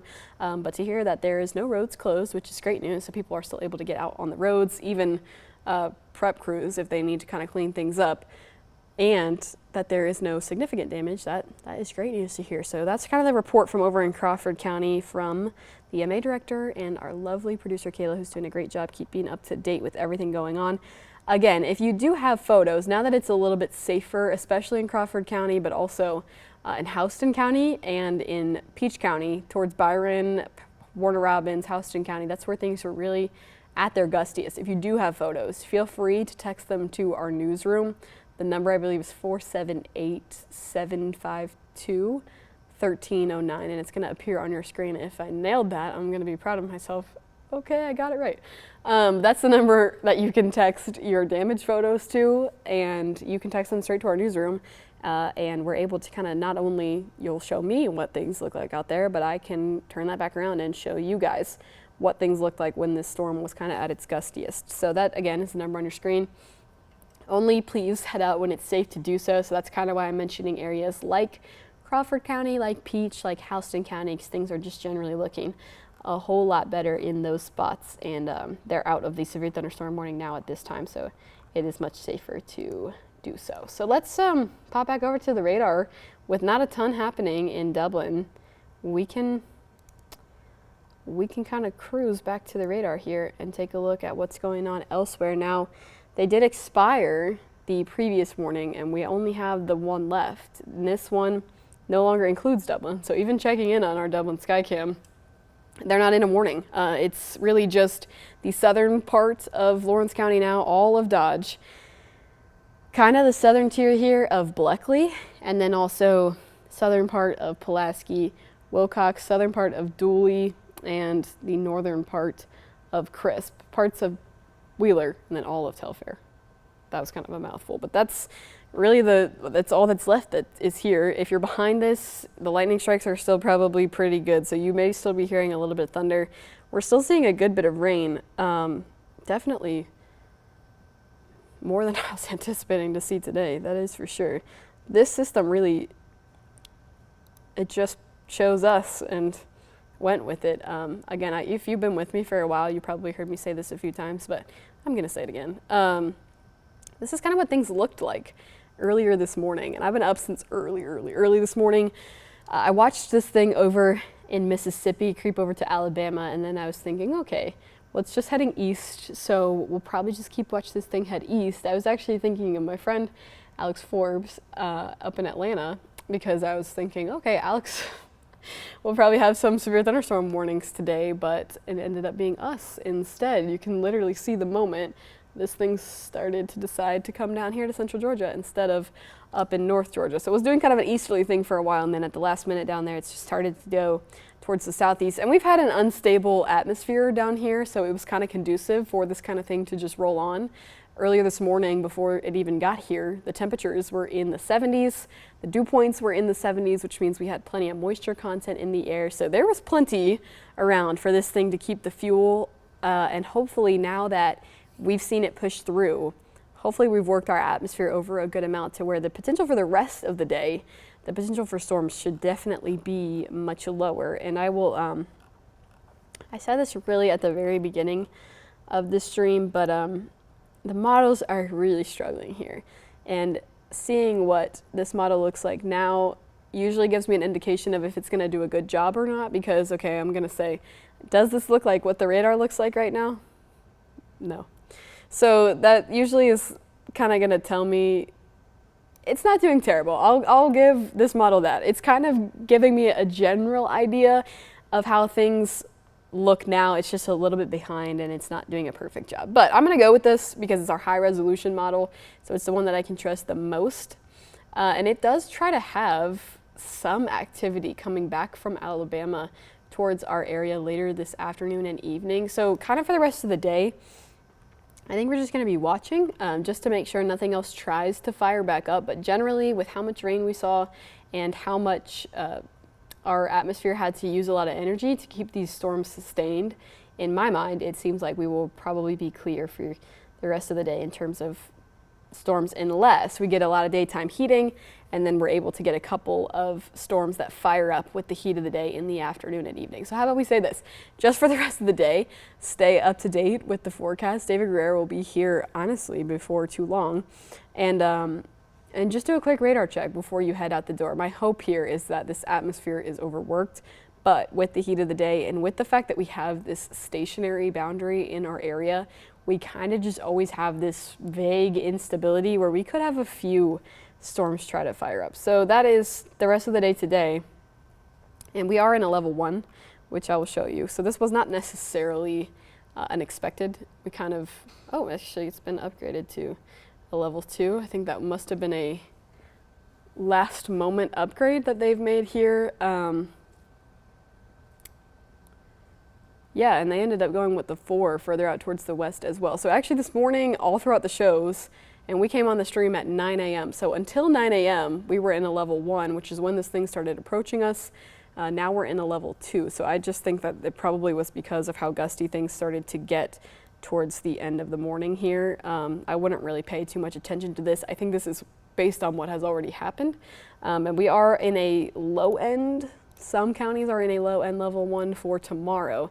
This is just because North Georgia could kind of have some activity tomorrow, and some models have that trying to pull down a little bit further into our northern counties, but it's really not looking extremely likely. If we do see anything, it'll just be a couple of thunderstorms along a few of our northern counties here. Nothing like what you saw today, and I can show you that on the models here, but it should be dry mostly for almost all places tomorrow. It's just that we may have a little bit of activity try to creep down from North Georgia.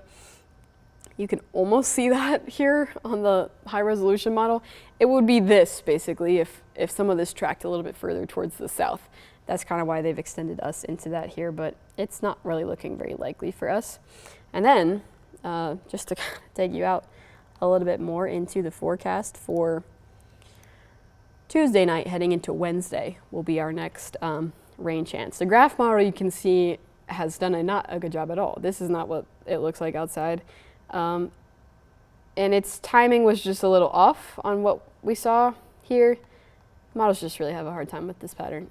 So let's just take it out to Tuesday night. This will be the next chance that we have at widespread rain. There may be a couple of storms with this as well, but we're not expecting severe weather. In fact, I'm getting a text from Alex Forbes, who I was just mentioning earlier, kind of talking about the instability of the atmosphere here. And he's saying it's already really unstable back in Alabama. So there is a chance that we could have a couple more storms try to fire up later this afternoon and evening. A little bit of a touch and go day in terms of the weather. But this is a look at Tuesday night, heading into early Wednesday morning. A frontal boundary tries to come through, but if it goes the way the graph is thinking right now, it's really not looking to hold together a whole lot through our area. I think we'll have a chance at seeing some showers and maybe a few thunderstorms, but we're not even in any sort of outlook at the moment, and it's really not looking to be a major severe weather event. But that would be kind of our next shot at rain. So kind of a messy end to the weekend and start to the work week here. But let's actually just, because of what Alex just said, take a look at what's going on the satellite radar now, especially back in Alabama, because we could be in for a couple of afternoon storms today. And yeah, you can see even just where some of this has already blown through, even just a few little cells trying to fire back up, it does support the chance that we could see just a few thunderstorms this afternoon as well. And yeah, I think we already had a couple of warnings back in Mississippi also. It's still very early in the day as well, which is something that I keep forgetting. It feels like we've been on here all day long, but it's really only 11:42 in the morning, and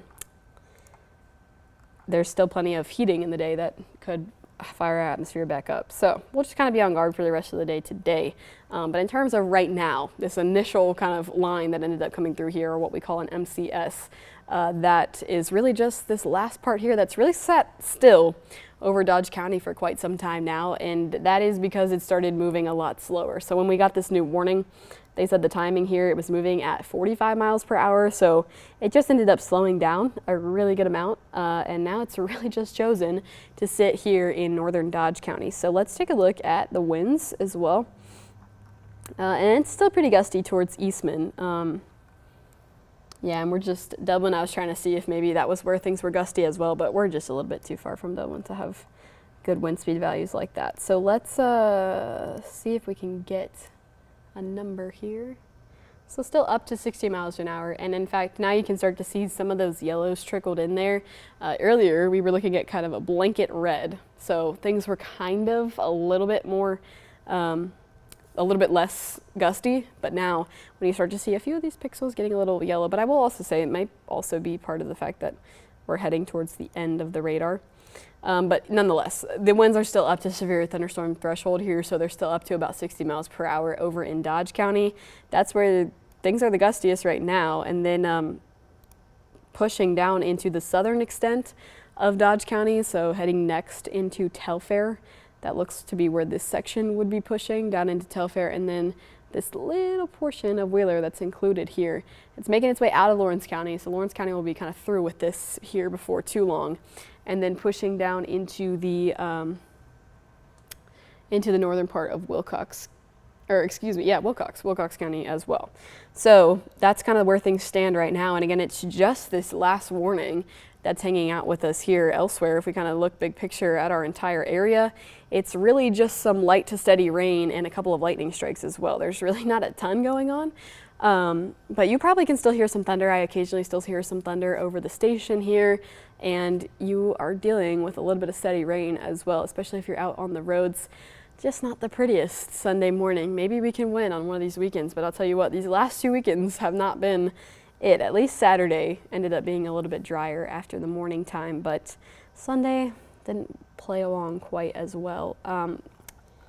So let's just, for the sake of it, let's look at what things look like now in those areas that just had the crazy winds earlier today. So again, that's Dublin, no longer in a severe thunderstorm warning, and things just continue to kind of wind down. Occasionally there may be a little bit of a gust there where things are still kind of breezy, but nothing like what we saw earlier today. And then after that, let's turn over to Warner Robins. I'm getting a note from our producers.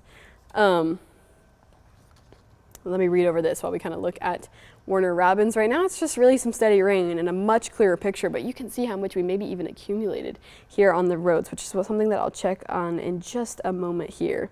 What I'm getting here from our producers is a report from the Houston County EMA Director, Chris Stoner. He said that there are trees and power lines down everywhere, and it would take too long to list the closed roads. A mobile home park near US Highway 41 had some damage, no injuries reported, and aside from that, no significant damages. He is asking that everyone please in Houston County stay off the roads for the next couple of hours while crews clean up trees and power lines, and we will have another update coming at 1:30 this afternoon. So, not a huge shock. We saw here what we were able to do with those wind gusts. It was just really, really gusty, and that was very capable of taking down a couple of trees, which it sounds like it has across Houston County, and a lot of power lines as well.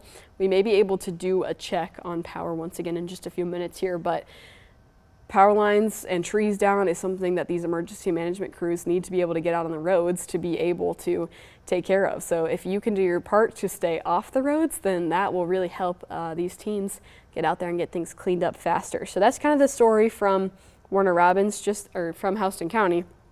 On the story of Houston County, we can check back in on our Perry Sky Cam as well, and I'll be so curious to see, play these back. We'll probably end up posting some of the videos of just how this looked earlier, because I remember these flags were barely hanging on.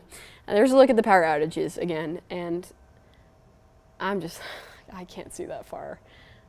But still, there is still a good number of power outages in Houston, Peach, and Crawford counties, as well as it looks like maybe a few in Taylor and Upson counties also.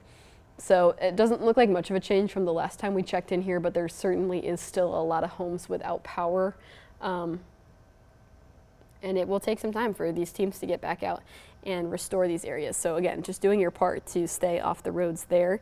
You can do your part for us by submitting photos. I know we looked at a couple earlier. And let's take a look at the rainfall totals that we've seen so far, because that's something that we haven't done yet. And I know with what I'm seeing on the roads, we probably have a good amount of rainfall already. So let's flip over to that on the silent radar here, which what you're seeing there is a show hit that I used earlier today.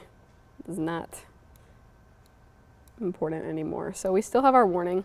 It's not gone just yet, but that's the way things stand. So let's look at rainfall totals just from the day to day. This is 24-hour rainfall totals, and what's cool about this is something I love about looking at rainfall totals is where storms dumped a lot of rain is where you can tell that they had their best strength, and that is really reflected on what's going on here. Of course, we did have rain. You probably, if you were especially were in Bibb County and areas in our northern counties, saw some steady to light rain from time to time, but it was just nothing compared to how much rain the storm was putting down as the strongest portions of it rolled through certain counties. So you can see that reflected here. It's almost a straight shot of where the strongest portion of this storm was the whole time, from all the way over in Birmingham to all the way down in Houston County, and now kind of where it stands now even in northern Dodge County. This, I just think it's so cool. It just gives you a great picture of where things really were the worst. So there's some higher totals out towards Alabama where things, again, I mentioned earlier, Alabama saw wind gusts up to 80 miles per hour. So we never were quite as bad as Alabama. That may be them expiring part of the warning, but I'll check on that in just a second. So that's close to 3 inches of rain in Alabama. And then in our area, I'll just finish my thought and then I will move on.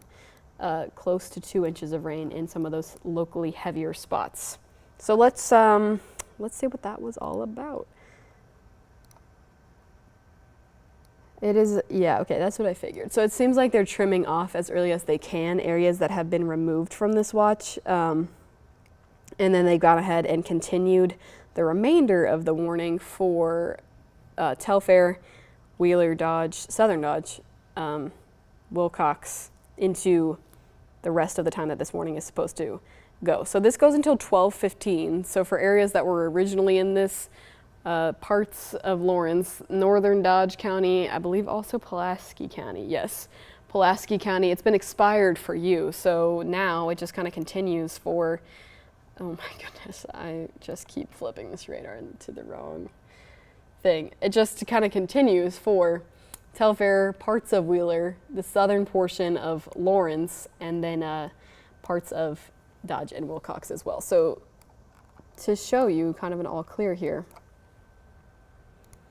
which we love to do, that really, the warning does a great job doing it for me, but all clear is basically just going to be anybody north of here, which is just about everybody, and I'm not even really including Montgomery. I don't even need to draw this line. The box is really the only area that is still dealing with a severe weather threat at the moment.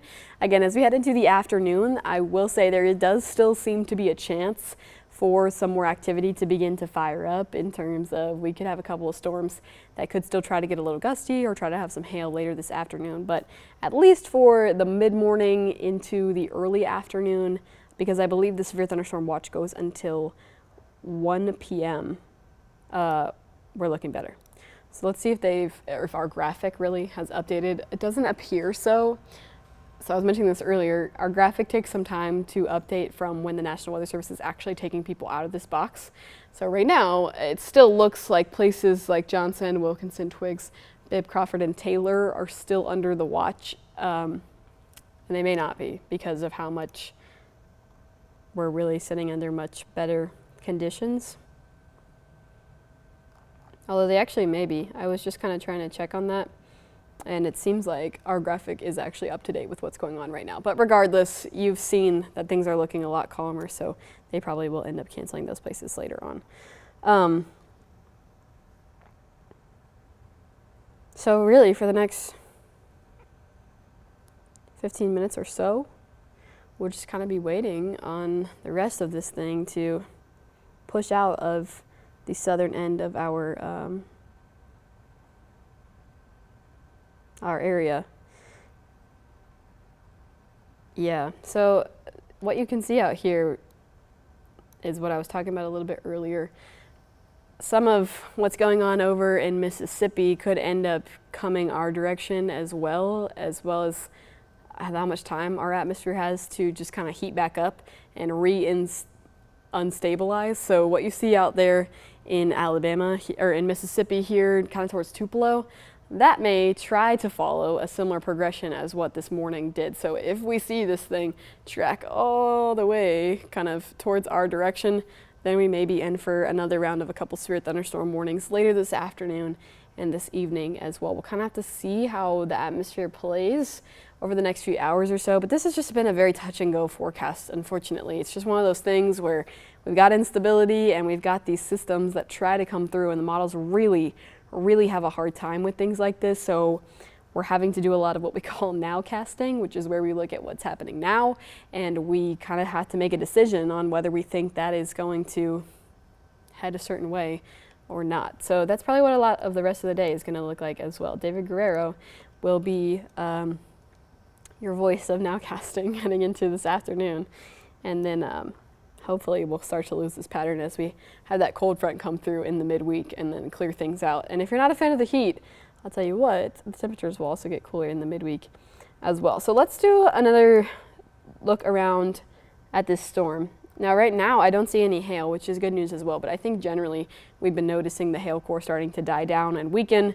And like we said, kind of when this was issued, they didn't even mention hail when they issued the severe thunderstorm warning. So no hail at the moment, but I think that's the first time all morning that I've been able to say that. So we'll do a little celebration for that. All day we've kind of been celebrating the small things, and no hail is certainly one of those things to celebrate. So none of that at the moment.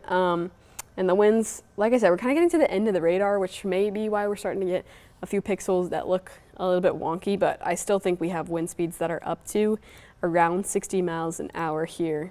Let's see if we can grab maybe this kind of section of yellow here. Yeah, so close to or maybe slightly over at times, getting a wind gust up to 60 miles per hour or greater. but generally calmer than what we saw in Houston County and other areas. And I'm encouraged to hear that there are no major reports of damage, because with wind gusts that were well over what we're seeing here, I was feeling like we may have had some reports of more trees down on homes and things like that. So I'm glad to hear that that's not really the case.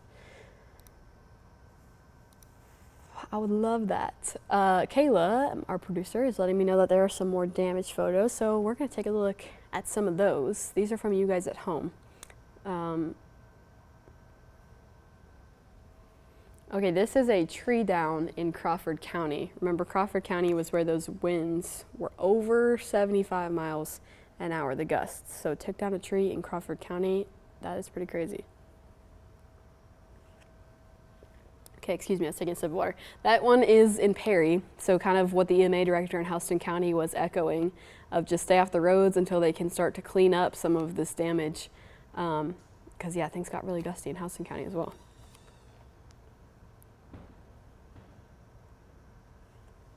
Okay, so this is kind of a recent report. This was taken at 11:30 in Cochran, so things kind of just made their way out of the Buckley County area before too long ago. I'm assuming it's a video of some gusty winds. And this one is in Hawkinsville, so also an area that's not been through with this storm for very long at all. Really gusty there too. And again, the winds were still gusting up to 60 miles an hour over in there. And yeah, man, that is impressive. It's just crazy what these wind gusts end up looking like in real life. And that it's kind of a similar picture to what we were looking at in Warner Robins and Houston County also. So pretty gusty over in Hawkinsville too. All right, this is our last video over in Bon Air, and it may be frozen, but that's okay. Yeah, okay, well that's all right.